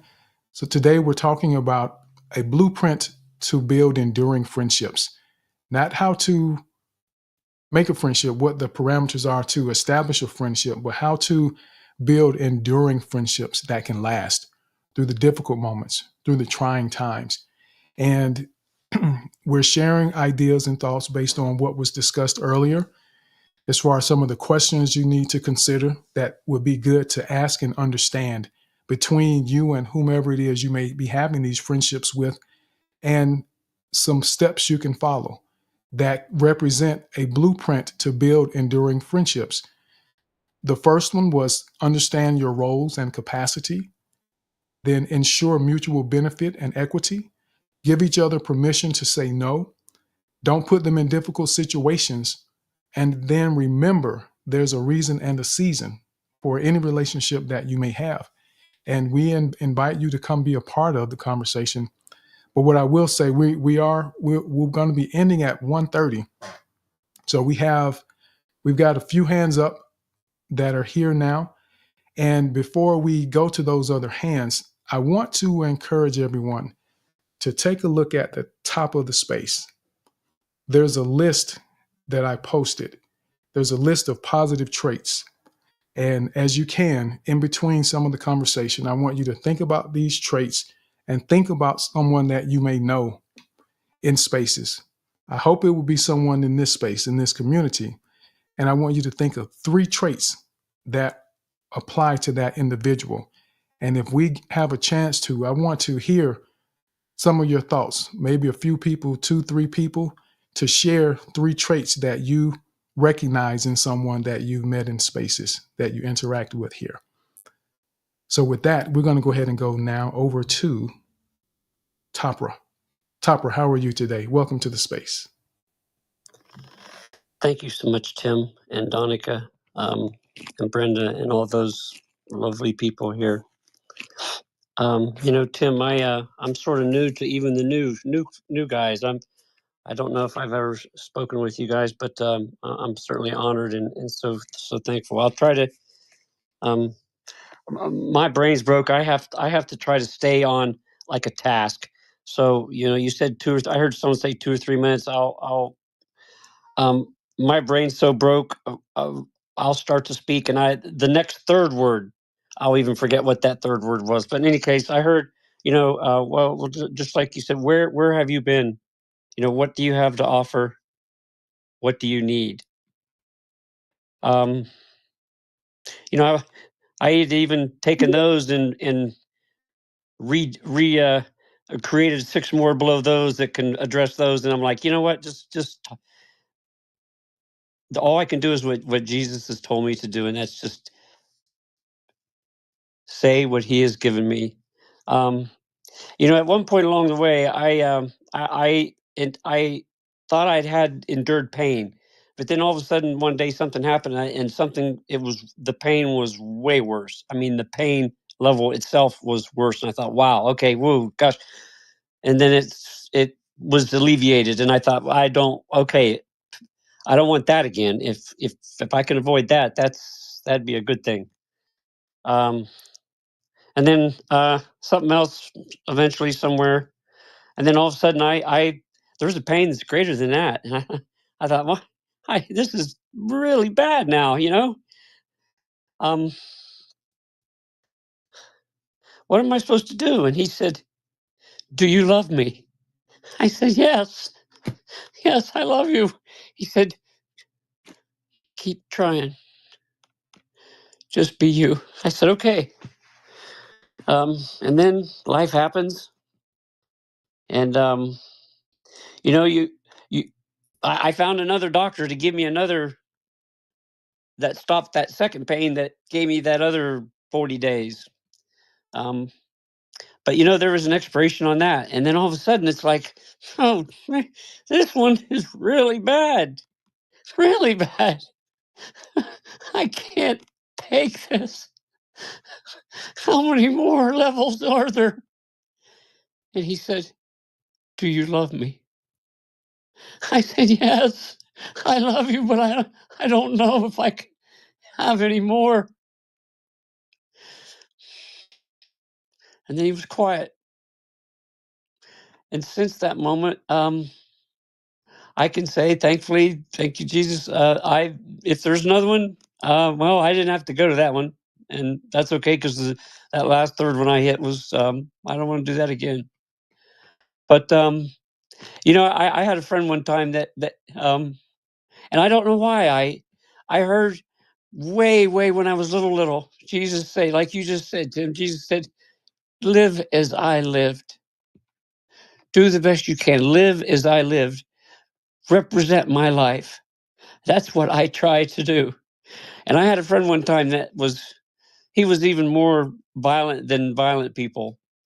And everybody even would keep their distance around this guy. But of course, for some reason, he really touched me, and I was supposed to get to know him better. So I tried to slowly navigate and weave, and I was able to get a little bit closer. And then there was a point where I thought, wow, okay, this guy, I think, okay, thank you, God, because I think maybe he won't be that violent anymore. And bam, all of a sudden he hit me on the right side of my cheek, and whoa, man, this guy something was still upsetting him. I didn't know what it was. And I thought, Jesus said, turn the left cheek. I got two. So I turned the left one. He eventually hit that one hard. And then I put my head straight down. I said, oh, man, that's the right and the left. I think if I look up at him, he's going to do it again. And Jesus said, do you love me? I said, yes. So I looked back up, and he never struck me again. I don't know. I don't know what I don't know. All I know is that I'm to follow Jesus and do and try to say what he has given me. What do you have to offer? Unconditional love. What do I need? I don't need anything. Honestly, I don't need anything. I've had everything I could possibly have. I am the happiest man that has ever lived. And if this ends right now, I am still the happiest man. So thank you all so much. And you know what? I'll go ahead and I'm going to go into your lesson within the lesson. And of those three, brave is on there. I saw brave. Sarah, Patriot Sarah is brave. Confident. Sienna, this lady I know, by the way, on the 25th, on Christmas Day, she's doing a space at 2 p.m. and I'm helping her. So on Saturday, if you're alone and don't want to be alone, come on in. And then focused. I would say, Tim, you're about the most focused individual I've ever seen. You can stay on one particular subject within the subject and stay on it. So yes, thank you all so much. Thank you, Tapra. Thank you for sharing that experience. And I say dramatization, not to demean what you said, but create an experience. So that's what dramatization means in this instance, is creating an experience, storytelling, the way you shared that. So thank you, Tapra. I appreciate you being here and sharing that experience with us.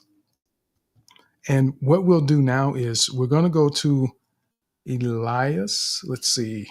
Yes, Elias is still here with us. And we have 1, 2, 3, 4, 5 hands that are up and one more that just came up. So I do think I want to get to that list of character traits. So we're going to take these next 1, 2, 3, 4, 5, 6 hands, and then we're going to share that. So everyone be thinking someone that you see 3 character traits about one individual, and we're going to go through that pretty quickly. So let's go now to Elias. How are you, Elias? Hey Tim, how are you? Hope you're doing well. Yes. 07 the best. I'm Elias. I'm a web developer. I'm here for contributing in the spaces and improve my networking skills. Awesome. Well, thank you for being here, Elias. Donika. What did you say? How did you pronounce your name? Elias. Yeah. Okay. Thank you, Elias. I appreciate you doing that. That's part of what we do. We're trying to make progress and not worry about perfection. So I thank you for doing something simple as that, to just introduce yourself and demonstrate to others that you don't have to say a lot to practice and work on becoming a more confident and effective communicator. So I'll just encourage you to keep joining us, keep participating, and keep sharing. And you will get to a place where You will be hosting your own spaces if you aren't already, and doing things that you did not imagine you would do, because confident and effective communication will absolutely open doors of opportunity for you. So thank you for coming up and joining us, Elias. So let's go now over to Olu. Olu, how are you, sir? Great to see you. Thank you, sir. Good morning, my good people. It's great to be here again with you, and wonderful to always share the beginning, or, well, the momentum of the weekend with all of you. Um, First of all, Tim, I apologize. I didn't get back to you yesterday, essentially because my mother in law is visiting, and she's the only mother I have now. My mother passed away many years ago, and so anytime she's around, I make um, I make it my duty to do the best I can to help in so many ways. And yesterday, I had to take her to physical therapy, and the day went kind of sideways. So I apologize. I'm still going to get back to you, Tim. So please forgive me for my tardiness yesterday. I love and respect you, bro. I want to quickly share, because when Tim started to speak, and one of the things that I actually wanted to say to you yesterday, Tim, among other things, is that, again, I'm going to try and put visuals and stuff to everything you shared today, and then post it. And I hope that's okay with you. Some of the things that I have noted, as I'm hearing from everybody and learning from everybody, are this: to build enduring friendship. I noted, one, we need to build on shared values and interests, identifying common grounds, things that we can celebrate together, and also encourage us to celebrate our differences. Number two, prioritize consistency and reliability. What that means to me is to be present and to keep promises. And if for whatever reason life happens and you can't keep promises, be true, be honest. Don't tell stories, just apologize. Take responsibility for your actions, and, keep it moving. And because I believe it will help to foster trust and encourage trust, basically. And then number three, foster trust through vulnerability. That's one of the biggest weaknesses that I have as a person. I find it very hard to be vulnerable, but I have been growing and learning, especially through the friendship and the community that I'm building here, to learn to be vulnerable, not to be afraid. And that's part of the reasons why it's become so. Oh, I'm sorry, my time is running out. And number four, practice empathy, like Mama B said. And number five, celebrate shared experiences. Number six, practice forgiveness and conflict resolution, because people that hurt the most hold the most potential to heal the most. And then finally, adapt and grow together, because we're not alone. And we all need to grow together. Again, emphasizing community. I always say there's a reason God gave us 2 ears and 1 mouth. Talk less, listen more, be present, empathy. Donika, I am so sorry for your loss. My heart goes out with you. I pray that God and the Holy Spirit will hug you in a way that only they can. Love you all. God bless. Thank you for that, Olu. And yes, I love the additional points that you added to that, digging down a little deeper, where you see the connection for you, how it relates to your life. And the one about fostering trust through vulnerability, that's one where we get to choose what we consider to be vulnerable as well. And it doesn't have to be anyone else's perception of vulnerability, because I see you as being vulnerable, demonstrating vulnerability when you interact in these spaces, some of the things that you share and the way that you share them. And I see that. But I understand that when you say that it's difficult for you to do that, it's great that you recognize it, and it opens the door for your friends to understand how to potentially help you work through that. And that goes back to one of those points that I said earlier about giving people permission to say no, where we understand how someone may struggle with certain aspects of the relationship, and opening the door for them to be able to feel comfortable to come to us in those situations that they aren't comfortable, or actually going to them to open the door to say, hey, it's okay. Come on in. Come on in. I knew you needed a little something. Let's figure it out. Let's work through it. So thank you for sharing that. Adapt and grow together. Something that we're trying to do here in this community. We adapt. That's why we practice getting comfortable being uncomfortable, so that when you find yourself in an uncomfortable situation in the future, or an unexpected situation, it's the unexpected that tends to make us uncomfortable, the unknown that makes us uncomfortable. And when we practice dealing with those unknowns, those unexpected situations, it becomes easier for us to deal with them in the future, because you've already done the work. You've experienced the fear.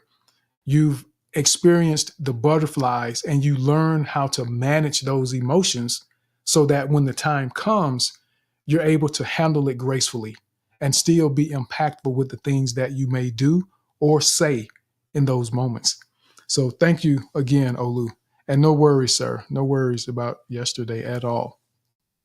So let's go now over to Omontosore.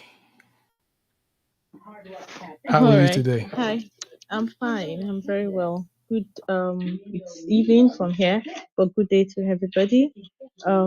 As usual, very lovely platform for most of us to speak confidently, and most times I really do not want to miss the spaces. So talking about blueprints to build enduring Quick question friendships. for you, Montessori. Okay. Is it All right. is it possible to turn the television down, because it's Okay, competing yeah, with you? sure. Yeah, Okay. fine. Reduce the volume. Yeah. I want to make sure everyone is able to hear what you have to share. Okay. I hope that's better, yeah?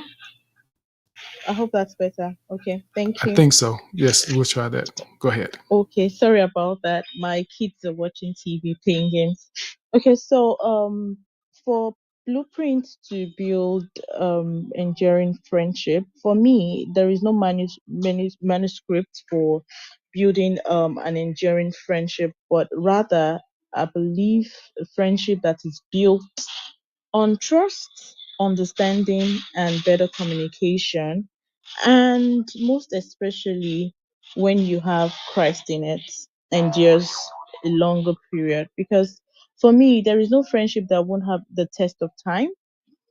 For example, friendship is bound to have conflict. How do you reconcile? That is how you can really know that yes, your friendship is enduring that test of friendship. But when you have a conflict and at the end of the day you're unable to reconcile, then you either both parties either go to check up themselves, what is happening? Do we have different personality? What is really the root problem of the conflict? If they can't find if they can't actually find if they can actually find the reason for that conflict, then there is no for me okay sorry for me there is no basis for continuation of that friendship. Thank you. That's just what I just wanted to say. Thank you. Thank you. Thank you for that. And I love the point that you brought back up, where conflict, we have to be able to reconcile through conflict. If you don't experience some type of conflict and understand how to reconcile that conflict with someone that you consider a friend, you don't really know how much of a friend they actually are. It's during those moments of conflict that we find out if people are truly there to be there for us and with us. When things are good, when someone is passing out money and candy and cookies every time you see them, it's very easy to be happy with them. But when they stop and they start asking you to bring some candy and cookies, then you figure out, okay, who's with me? And sometimes you have to test those situations and scenarios to try to understand. And I'm not saying antagonize people, but you have to allow there to be opportunities to truly understand if someone is there for you or if they're there for what you can give them. Because some people will come because they know you have a kind heart. They know you're generous. They know you may have money. They know that whatever it is that they may know they can get from you, because that's the reputation that may have been established. But you have to figure out, why are people there? And starting in your heart is a great place.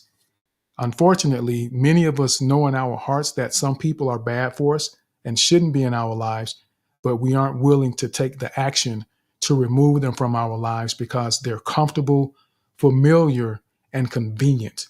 And we aren't willing to do what we need to do to protect ourselves, and ultimately end up hurting ourselves worse, not only because of the negative impact they have on your life, but also because you can't pour new wine into an old wineskin.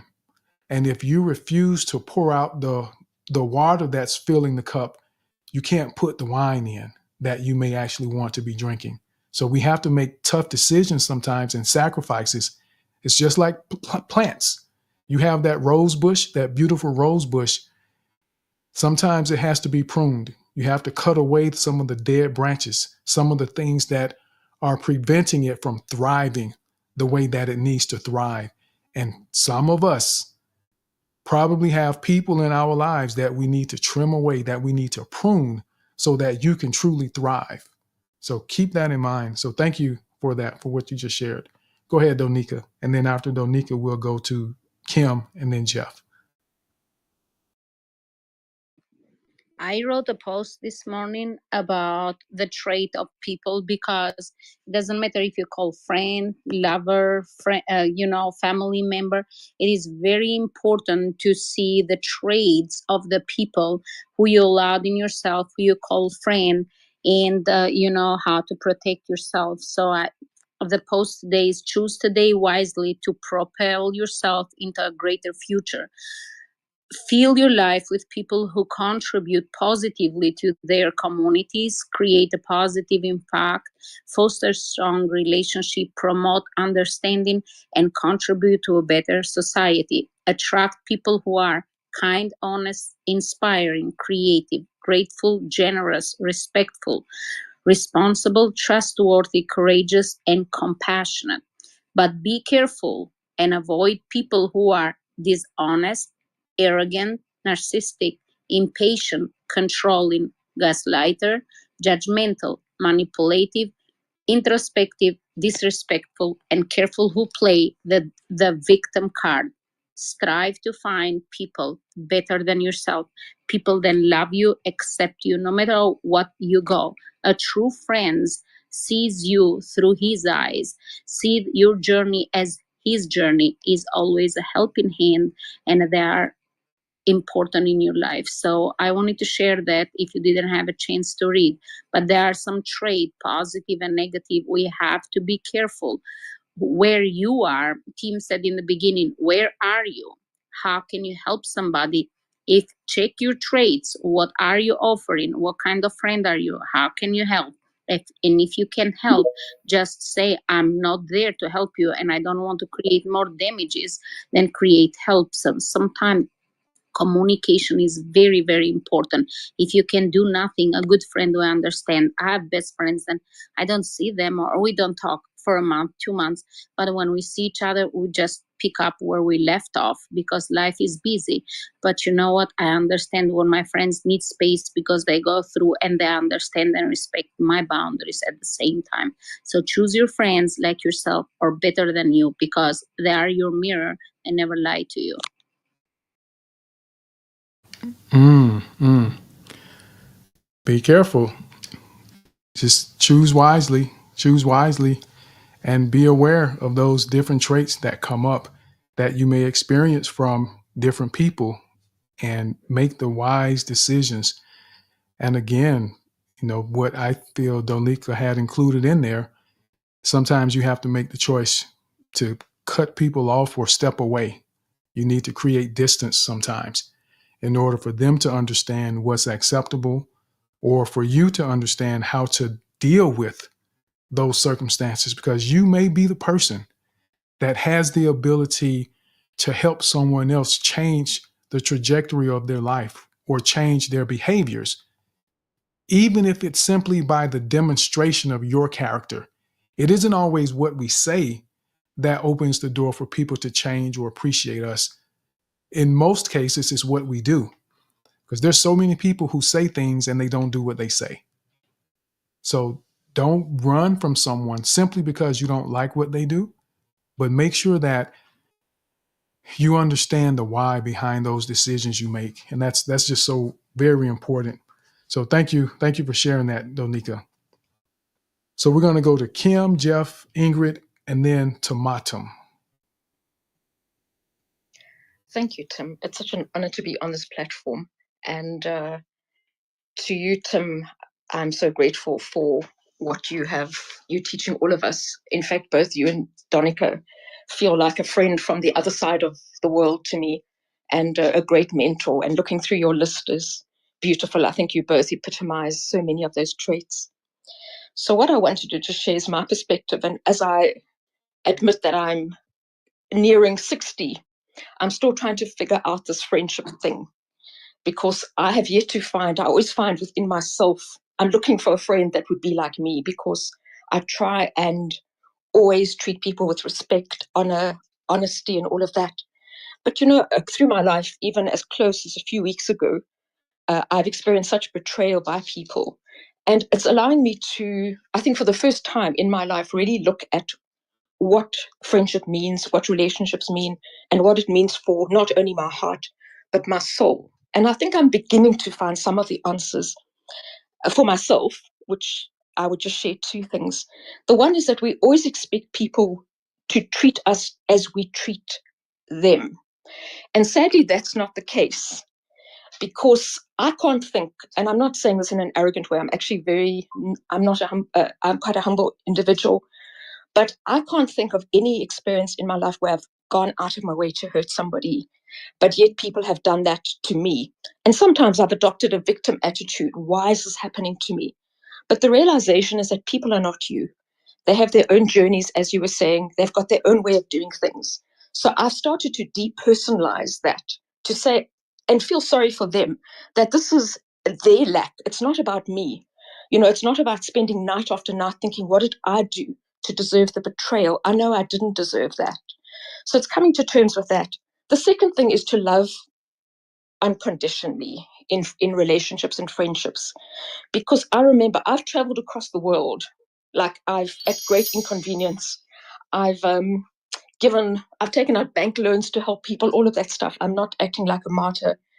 But then I wonder, if I reflect back, what was my intention? Because in a way I expected back the same loyalty, and that doesn't always happen. So my last point is just to say, let's just give love, give respect, not expecting anything back, because that to me is the greatest gift we can offer, without expectation. Thank you so much, Tim. Nice. Very nice, Kim. Thank you for sharing that. And it reminded me, because I wanted to circle back to what something Dane Nash had said earlier, how we should not expect what we aren't willing to give. And that is very near and dear to me. If I'm willing to ask for something, you can best believe I'm willing to give that in return.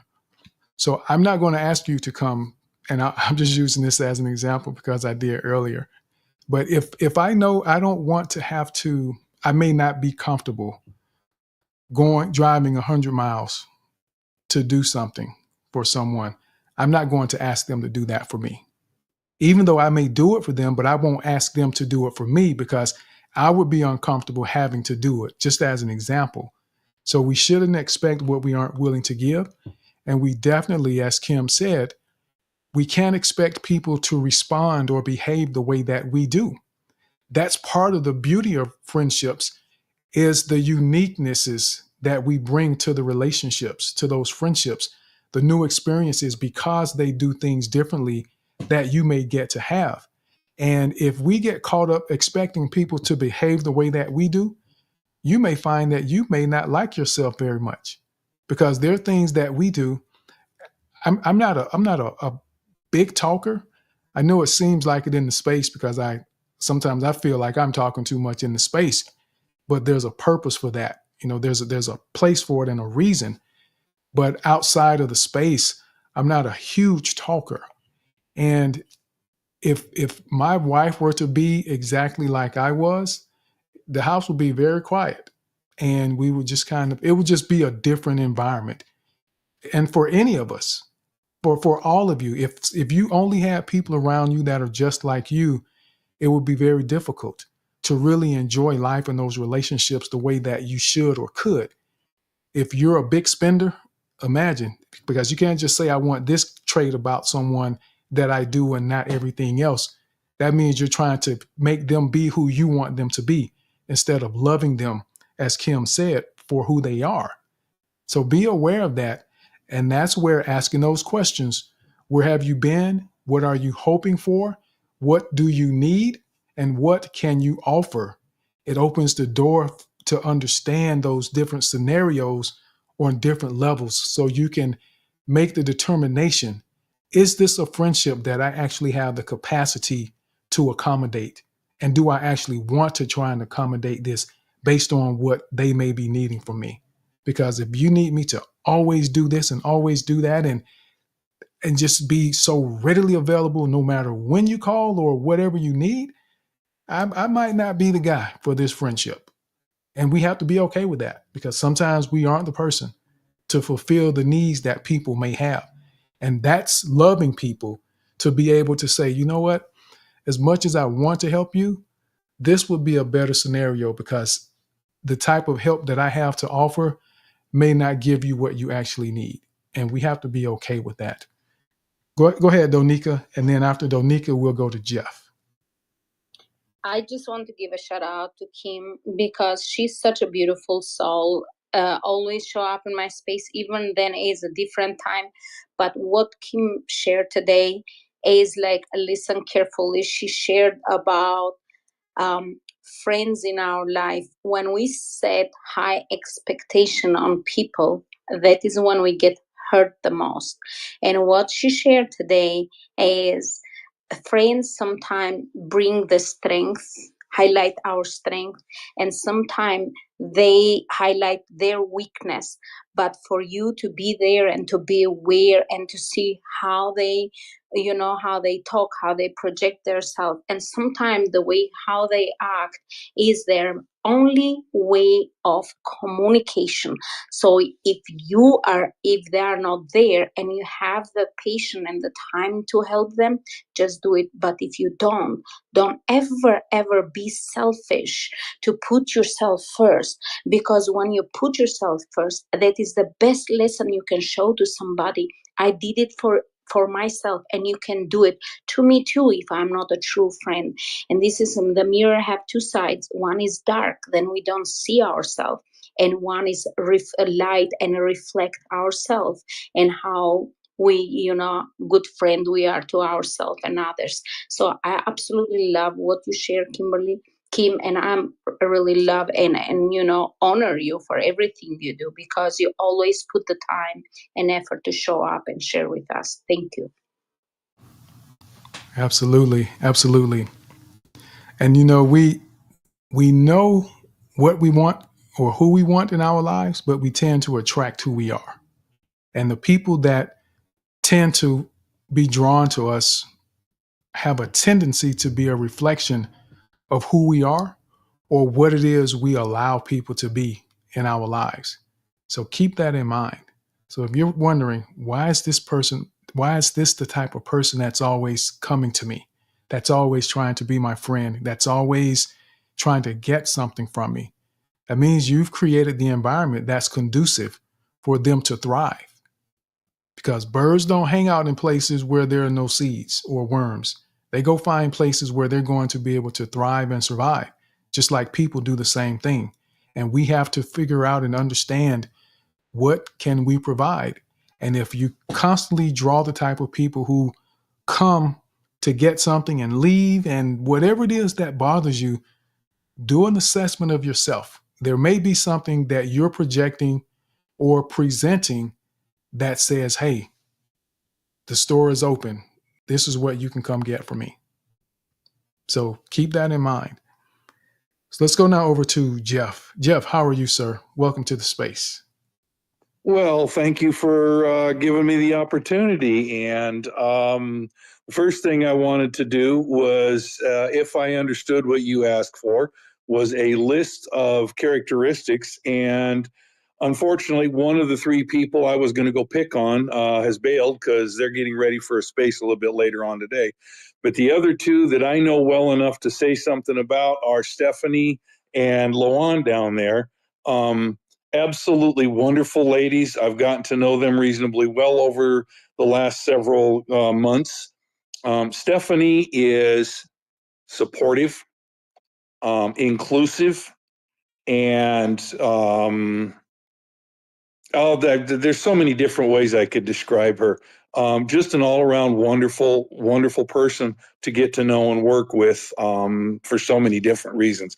And then Loan is also very intuitive in a spiritual way, and just has a natural draw towards spiritual personal healing that I think is very unique in spaces. I mean, there's a lot of folks that are strong in those areas, but Loan has a particular talent for that, you know. The main reason I wanted to jump on and speak a little was to say thank you to Patriot Sarah. I too am a very long time 12-stepper, and I thought what you did, speaking as you did in here, was just absolutely phenomenal. Somebody else said it earlier. That is true courage. Okay. And you had mentioned the fact that with this individual that you had a little bit of issue with, that you didn't think you were doing so well at spotting those things, that, you know, but to my mind, you did perfectly, because you just sort of intuitively realized that there was something being hidden there, and that was the trigger that you needed. And you did exactly what, you know, we learned to do in recovery, which is to make our amends when the time is appropriate, and take responsibility for our part in the things, the consequences that have been generated, and then work on cleaning up our side of the street and not taking responsibility for everybody else's side of the street. So I just thought that was absolutely beautiful and wonderful that you were able to do that. And other than that, just gonna shut up and enjoy the rest of the space. And thank you for letting me speak. And everybody have a truly blessed day. Thank you for that, Jeff. I appreciate you taking a moment to share those kind words about Patriot Sarah, and also acknowledging Loan and Stephanie. And what the reason I wanted to do that, I want us to get in the habit of acknowledging people and one another. It opens the door for us to make it a behavior. And when we can do that for people, you never know how that may inspire someone to know that someone sees something in you that you may not see in yourself. And when we think about the idea of community, we need that. It's one thing to come up and talk about our experiences and share even expertise sometimes, but we want to make sure that we include those moments of generosity that we share with people. And generosity doesn't have to be material things. It's taking a moment to say, you know what, I appreciate your intuitiveness, your thoughtfulness, and the way you help people heal. That means a lot to people when we do that.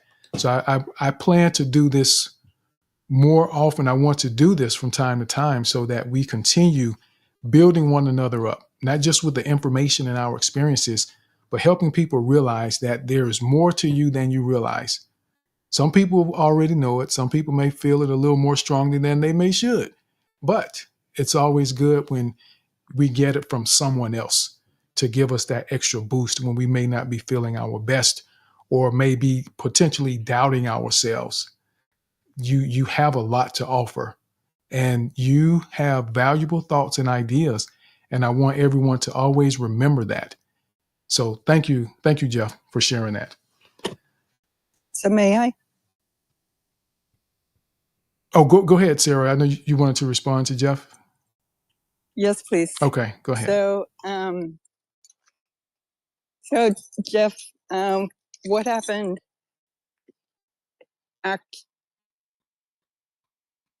I'm sorry. Yeah, okay. Actually caused me a lot of pain, and it's taken time to work through some of the things that happened. Thank you. Well, thank you for coming back and sharing that. I gathered that was my suspicion, that it probably was a little painful for you, that there was some pain as a result of that. But I will tell you, don't run from the pain. Everyone, when you have those difficult moments and experiences that are hard, that you want to run away from and get past it, that isn't the best idea. Now, keep in mind, everyone's circumstance is different.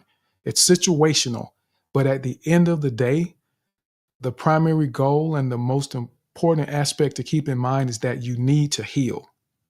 And I want to say it from that perspective. You need to heal, and healing can be a painful process, whether it's emotional or physical, but we need to heal if we want to get better.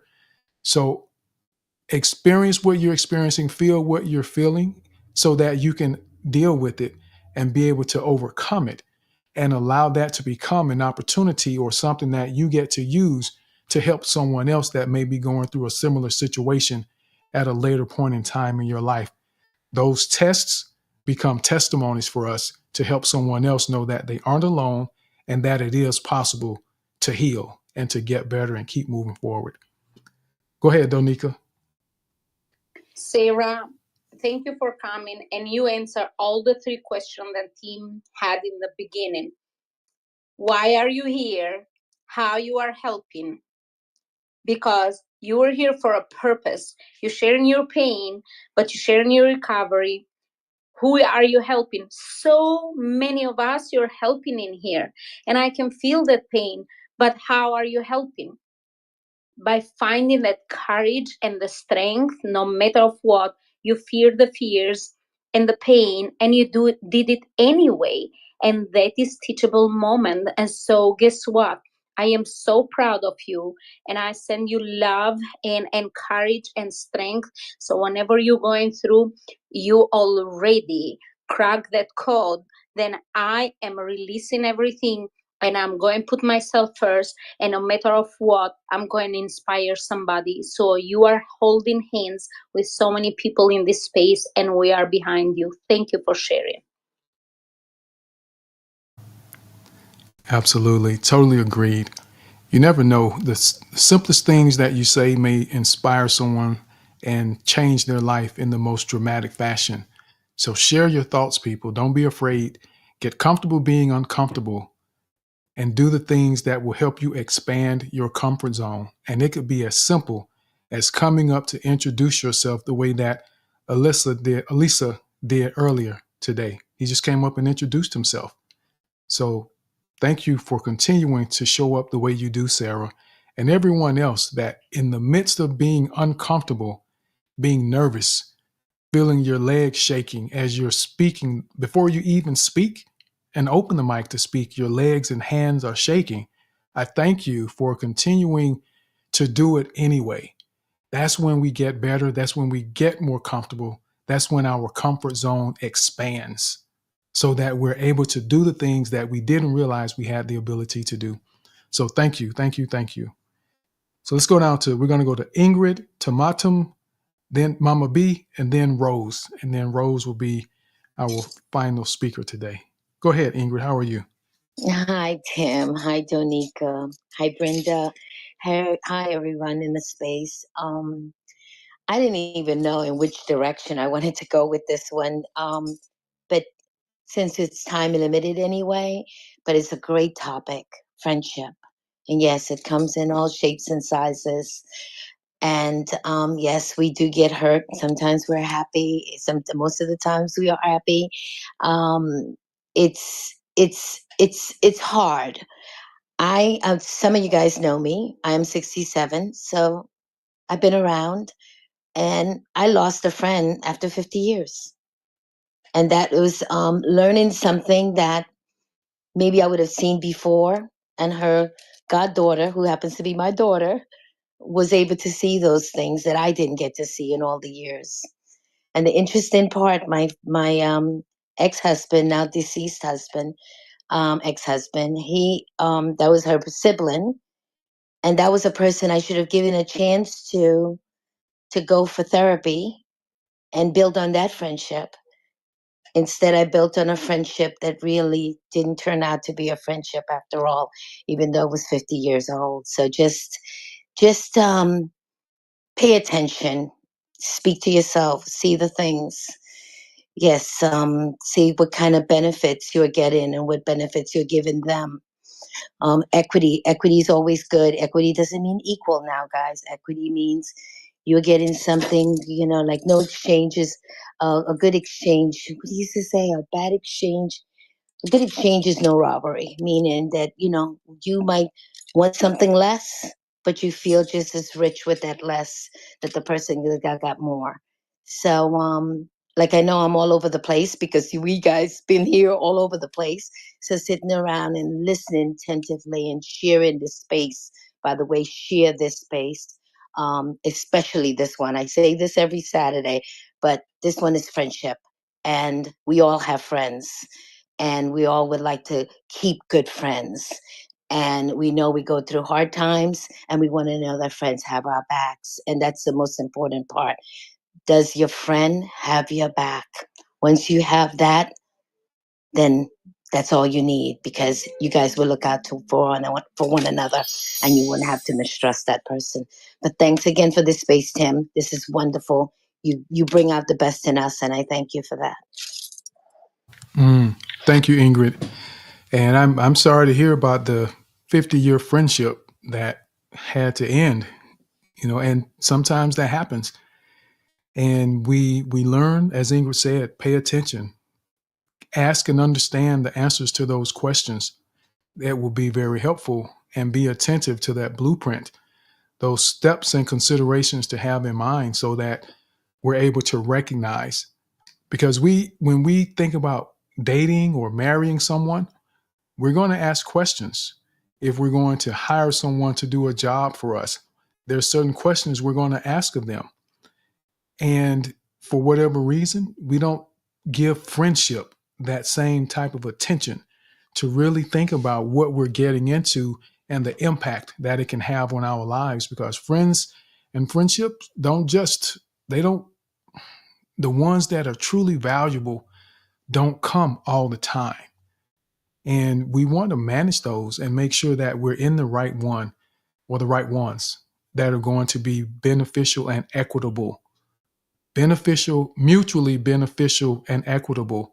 And when it isn't mutually beneficial and equitable, then it's probably a good indication you may not need to be there long, and that the season may be shorter than you anticipate. Because the balance to that is, there are times that relationship is specifically for you to add value to their life. There's no intent for you to necessarily gain from it outside of your ability to help change this person's life and all the people who will be affected by them. That happens. That's a real thing. But when we understand that, we're able to navigate it, because we remember that there's a reason and a season for these friendships and relationships that we have with people. So thank you, Ingrid. And I can hear, the pain in your voice. And I just hope that that you get the peace and are able to just move on and keep moving forward. And we learn from those things. We can't change what's happened, and don't allow it to hinder anything going forward, any relationship as you go forward. So thank you for sharing that for everyone. Tomatum, how are you, Tomatum? Welcome.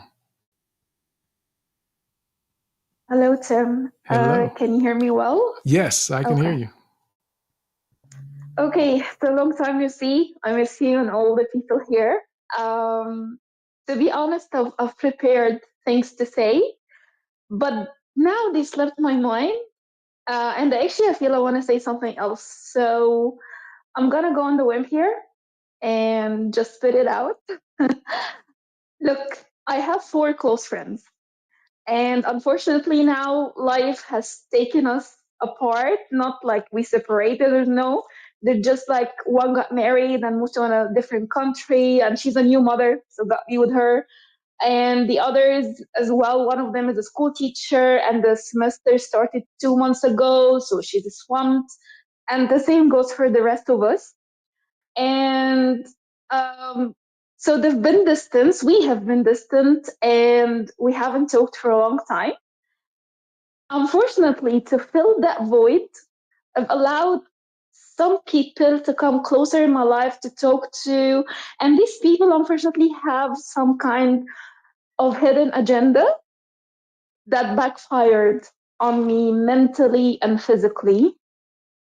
And that affected me recently when I discovered that, oh my God, I have to get back to question these relationships that have allowed them to enter my life.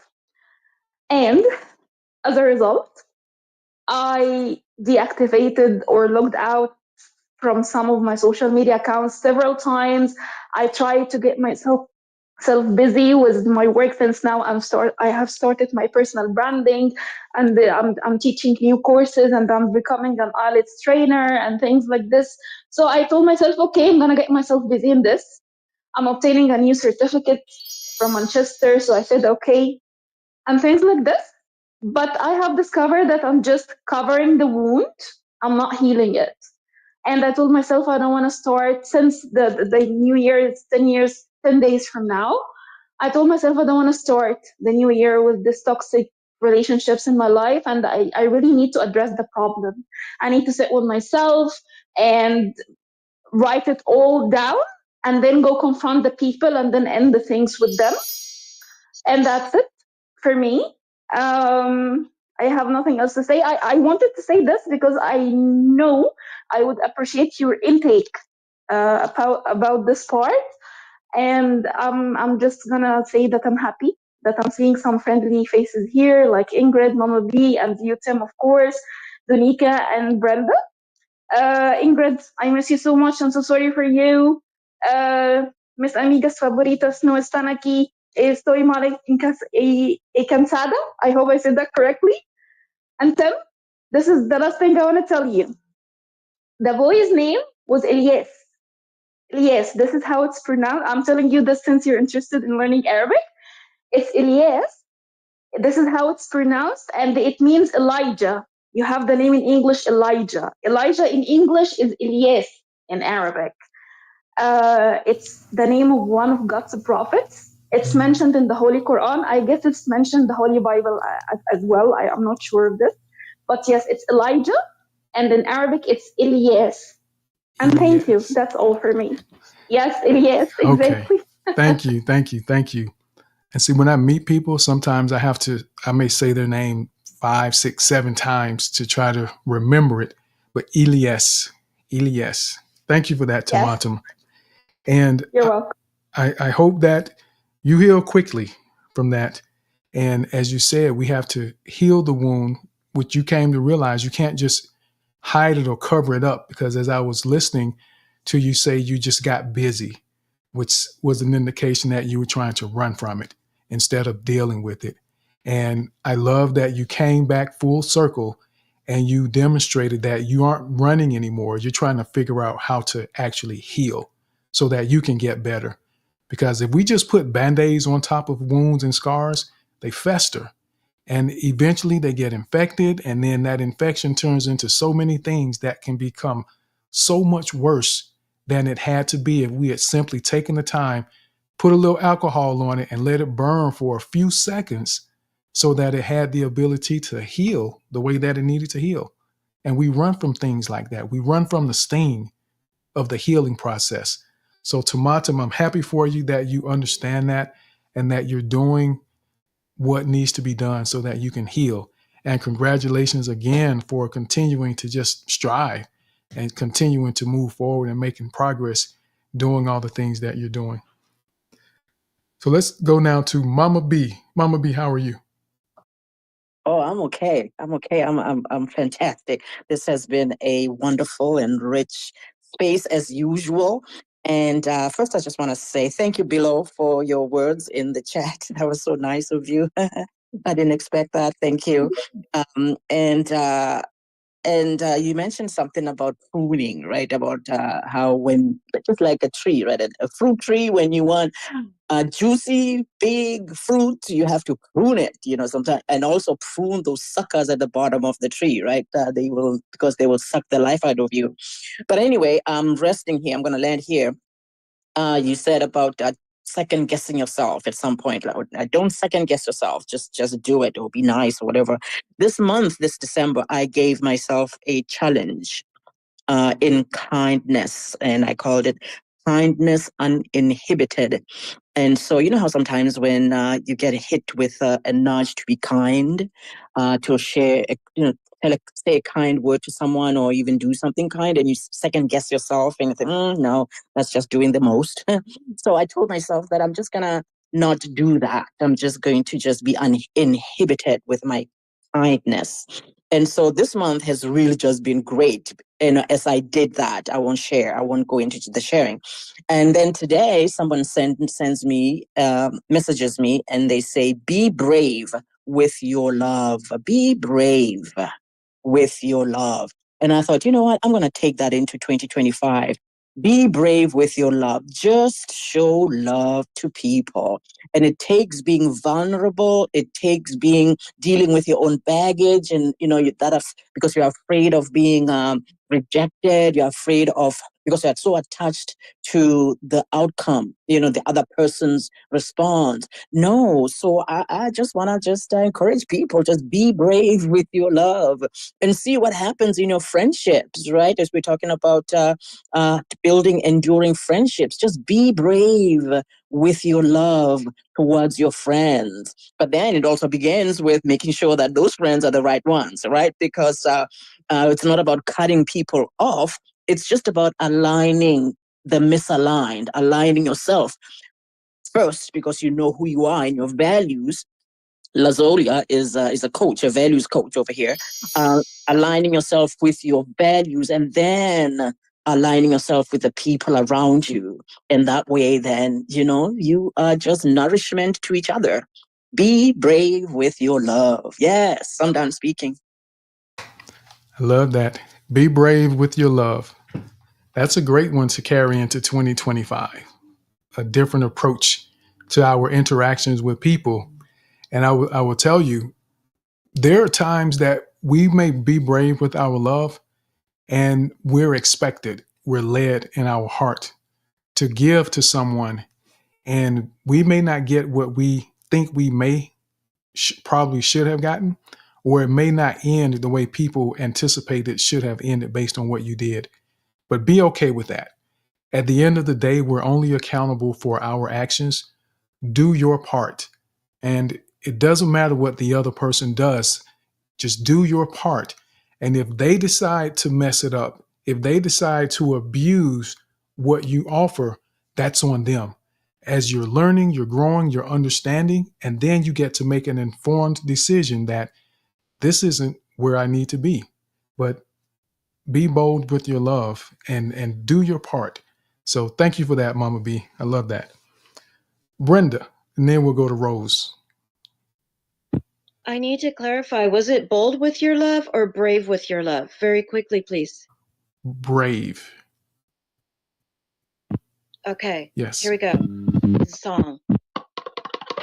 Be brave with your love. Be brave with your love.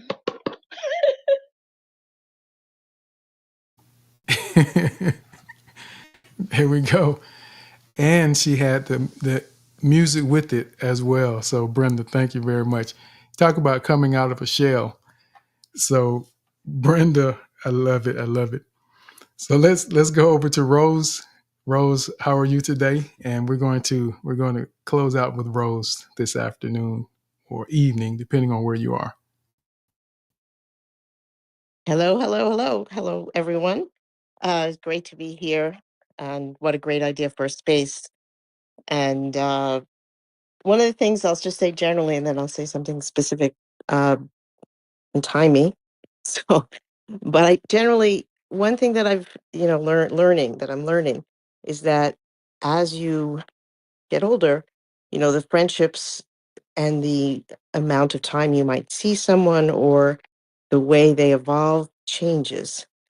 And so a lot of friends I made when my kids were small and we lived in this community, and you'd see them picking up your kid, you'd see them at birthday parties, you'd see them, all the time. And then when the kids grow up and leave the nest, you don't see those people. And and I moved away from the community where my kids were raised, not that far, but, not in the same community. And sometimes I really miss those like everyday interactions. Um, but I know those friends are there, and that that time can elapse, but they're there. Like today, I just got a call out of the blue from a friend, a good friend who lived in that. Their kids grew up together, and I knew she just took a new job and is an EMT, and I know she's busy, so she left me a message. I just want to catch up. I know it's been a long time. I'm trying to catch up with all my friends, and so sometimes you have to lower your expectations, or you have to. I don't know. I'm still learning this new phase of friendship in a way. And then is it time? No, you still go ahead and finish. Okay, just quickly. I looked at the Jumbotron and what 3 traits we can say about 3 people in the space. So I wanted to say a few. Donica, some traits. I'm sure everybody's talked about this, but she is loyal. She will always have my back, I know, when we're in a space together, we're doing a space, and just as a friend.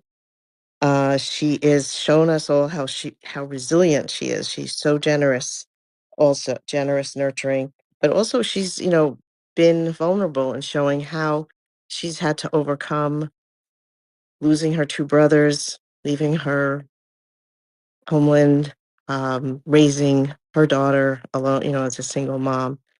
And that's really important and makes is a good sign. It's a good thing to see in friends because it helps you to know how to be resilient as well. They set an example. And I wanted to say for Tim, he's insightful, he's innovative. I like how he, like this space, the way he asked us to say 3 things about 3 people in the space. And he's always respectful. He's always respectful.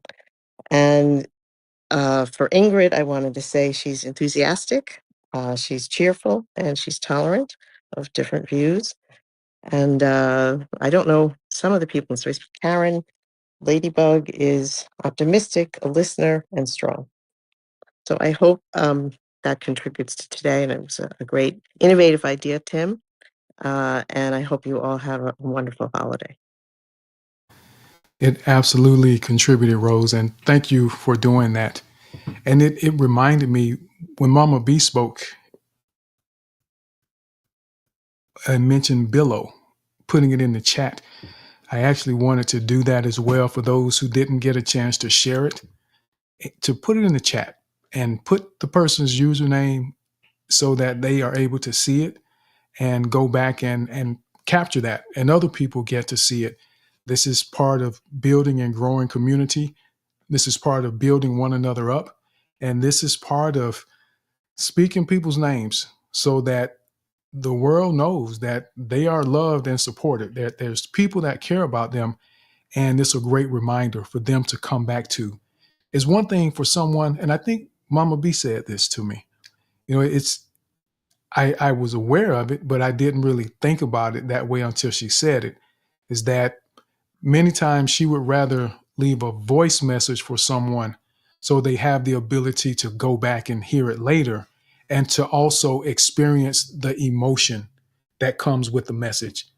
Many times, if we write something, you lose the context. You don't capture the emotion that's trying to be conveyed, or it's easy to misunderstand the message and the way it's trying to be conveyed. So if we would, if you want, write that down, choose someone or a couple people and write down 3 character traits that you appreciate about them. And we're going to be doing that going forward so that we continue again to build one another up. And this is part of our generosity. And generosity is something that hit me today that we should be doing more of. And we're going to become more intentional about our generosity. And you'll get to learn more and hear more. We'll get to see the demonstrations of this. And this isn't about us trying to show off or anything. This is about, again, developing that behavior. Because I've told you all that we know that we've heard the Bible says it's more blessed to give than to receive. And if you think about it at a foundational level, if you're able to give something, that means you have it to give. So we want to practice that attitude and to become more generous. It could be with your words, with your time, your expertise, or your money. And we're going to start doing that. In 2025, we're going to demonstrate a greater level of generosity with one another, with all of us. All of us are going to demonstrate that more in 2025 and become very intentional so that it becomes a lifestyle of being generous to people, not because we have to, but because that's something that we will recognize that you will actually enjoy the idea of being generous to people as you reap the reward, because there will be rewards.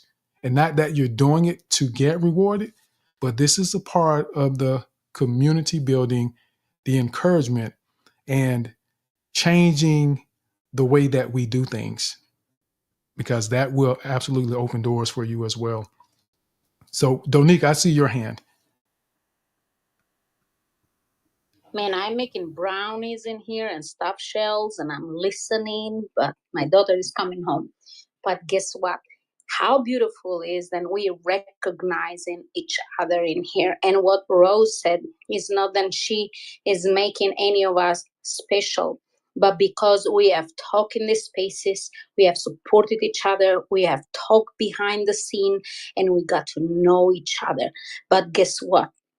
She highlighted me. I am going to highlight all of you because, first of all, friendship, your consistency coming in here week after week, praises you give to us. We're not doing anything. You're doing with us. Number 3, how vocal you are and transparent with everything that you're going through, and you're just taking that and it's like, oh my God, if my family can listen, because not everybody is using the Twitter, the X, if they can say anything, but you are just put that warrior, that shield, and you are walking around because you want to be a good friend, you want to be a role model, and that's all we do. In Rose, thank you so much, and you are a truly inspiring woman. What you did to empower women to follow, she opened that, she highlight women, she highlight brothers too. So for all of you guys that are here, Brenda, Grace, all did I say Olukodi, Mama B, Jeff, and Kim, and Karen, and Grace, and Lonnie, and Barb, and Lazolia, and Stephanie, and everybody that is in here. If I didn't say your name, Ingrid, and Rocky, and Danash, and Cole, all of you are so amazing. You are our friends. You inspire us every day how to become better each and every day. And team, I know that you are coming to the end, but I've recited recited this poem about friendship, and I want to do again because it is very important to know how impactful you are every single day. Find the strength on somebody. Tell them you are my friend. I'm here for you to support you, because in the end, don't look for friends when you are celebrate, but look for the friends in the moment of weakness, and the people then hold your hands and they are there for you. They are really, really good friends. So I'm going to close my thoughts with this gift of friendship. Friends and friendship are two honorary names. They bless our lives and teach us to love, grow, and share grace. Friendship that lasts forever are like diamonds in the sky. They shine your paths, life's path. They are your angels in disguise. Friends are like magnifying glass. They are observant and kind. They avoid playing the pity games. They view our life as part of their life. When the darkness surrounds you, they become your source of light. When you are confronted with worries, they lift you up with hope and love. Don't ever give discount to a great friend. Keep them priceless. They are very rare. They teach you kindness, loyalty, and affection, chances to accept our imperfection. Good friends are like good wines that get bitter with time. Time and memories are two important keys in life, friendship, and legacy. I'm grateful to have met so many of you in my lifetime. You helped me to grow and improve. This is our journey of friendship and bliss. Bliss to be here in the arms of friendship. End poem. And thank you very much. Have a great holiday season. Thank you for that, Donika. Great way to close it out as we are discussing a blueprint to build enduring friendships. Thank you. Thank you for sharing that again. And I think it was very appropriate for this conversation. And I didn't thank Rose directly as well for what she said about me. I appreciate that, Rose. And I'm grateful for all of you. I appreciate all of you and what you do and the way that you show up and participate, because your participation is part of the growth that we all get to experience. And what I'll do is, Mama B, I saw your hand go up a moment ago. Did you have something you wanted to throw in there? Oh, just quickly, I just want to say I love that idea, Tim, of using the voice notes in these DMs and sending each other in that community building effort, sending each other those three things that we appreciate about each other. So I call them appreciation voice notes in the back. I love that. And I'm going to steal it for my own Mama Bees. So I just wanted to say that. And also, I put it in the chat for everybody. The link to buy me a coffee for Tim. It's Christmas time, and I'm sure he wants to eat a lot of, cookies. Yeah, he wants cookies. So anyway, just to show him some love, honestly, because he has poured love into us the whole year. I've been here since last June. But anyway, so I'll just always be reminding you of that, to just give him some love. So thank you, Tim. Thank you. I'm done. Thank you, Mama B. And I love that you're going to do those voice notes, and that's a great idea to do that as well. Because you all will be surprised how valuable that will be for people. And think about it. You're going to share it with someone else, but then you're going to receive them from someone as well. And that's where the glory happens, when you realize that, you know what, this is actually a beautiful thing to do. So thank you, Mama B. Thank you, everyone. Brenda, you want to share anything before we go? Thank you so much, Tim, for this opportunity. Donika, it was nice to sit by your side. To the room, thank you so much for coming. Have a wonderful rest of the Saturday, and Merry Christmas if you participate. Absolutely. Thank you very much. Thank you very much. And I echo the sentiment. Let me do this before we get to that. So I want to say thank you to Karen for being here, Hero, Barbara, Luann, Lazolia, Stephanie, Rookie, Doha, Marie, Melinda, K9 Elizabeth, Billo, Roseanne, Anna Von Ray, Mr. Manny, Maria, Big Mama, Ava Bird, Ethereal. We got Solo.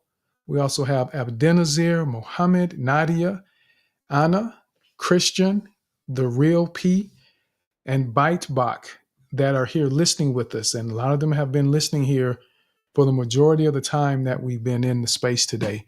And I absolutely appreciate your presence and you taking the time to listen to us talk about building enduring friendships. And just as a quick recap, quick summary, the idea of building enduring friendships is something that is very important for us to consider and keep in mind, because we all have friends, but what kind of friendships do we have? So some potential questions to ask and understand in order to build enduring friendships would be, where have you been? What are you hoping for? What do you need? What can you offer?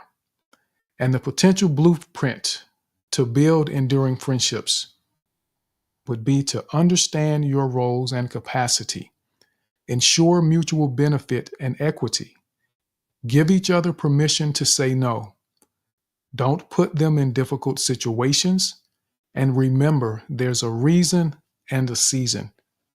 So keep those things in mind, and I always want you to just at least explore. I don't say something to you as though that's the only way it can be done. I share things with you so that you can use that as a baseline to add to what you already do, or a branch to explore a different way to do it, because there's always more than one way to do something. If any of you have ever used Microsoft Office, Word, Excel, PowerPoint, there's always 2 or 3 different ways to do almost everything that you can do on those apps. Just like in life, there's different perspectives. And I want you to always consider the possibility that there's another way to do it, and not be so locked in that we're upset with people when they don't do things the way that we feel they should be done. Their way isn't necessarily right, just like yours isn't necessarily wrong. It's just an option. And when we begin to consider the perspectives that are out there, the possibilities, we become less frustrated with people. We're slower to become angry or hostile with people because we hear something they say or see something that they do, and instead of accepting the anger or frustration we feel in the moment, we show grace and we think to ourselves, well, maybe they said it for this reason, and it didn't have the bad intentions that my mind thinks that they did. And it makes it so much easier when we're trying to build these enduring friendships, because we show grace to people. So with that, I want to thank you all. I hope everyone has a Merry Christmas that celebrates it. I hope everyone has a great time with their family, with their friends, as you're building these enduring friendships with people. Continue to do what you do, be who you are, and stay blessed in every aspect of your lives, because you deserve it. And all of you are special individuals. And I hope you know that. Always remember that and never forget it. Oh, one last thing.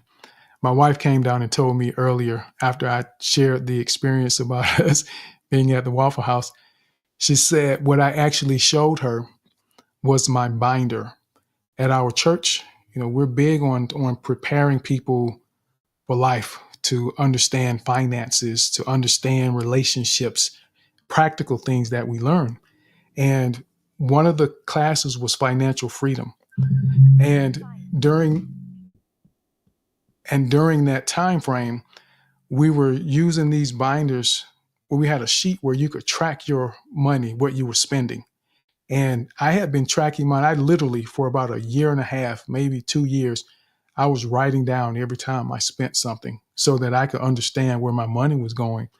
And she said what I showed her was that book of how I had been managing and monitoring my money. And that's what I presented to her just to show her, that fiscally, I was going to be someone that was going to be able to take care of things, I guess. So I just thought I would bring that back up and share that with you because it matters. You need to understand where your money is going. Don't just get it and spend it and not know what happens, because there's so many people that have earned so much money in their lifetime and they don't really have anything to show for it, and they don't know where it went. And we will probably, even if it is in this particular space, that's something that's been impressed upon me to at least have a couple discussions about that, because that's actually something that can impact your ability to be more confident and effective in your communication, is having finances in order. So it will be part of confident speaking. So you can look forward to that. We're going to have a couple of discussions about that because it matters. All the things we do and go through, they have an impact on the way that we live our lives and communicate with people. So thank you all again. I appreciate you. Donika, Brenda, Mama B, Olu, Rose, Barbara, Tomatum, Grace, everyone in the space. I thank you all. And again, hope that you have a fantastic Merry Christmas and stay safe, stay blessed in all that you do. Thank you for joining today's episode of the Confident Speaking Space. Your contributions as a speaker and your presence listening live or on the replay are greatly appreciated. If you enjoyed the experience and want to show some love, feel free to visit the link on my profile and buy me a coffee. Until we meet again, I pray you have a fantastic week ahead. So be blessed, be safe, and be intentional about becoming a more confident and effective communicator. Let's get it.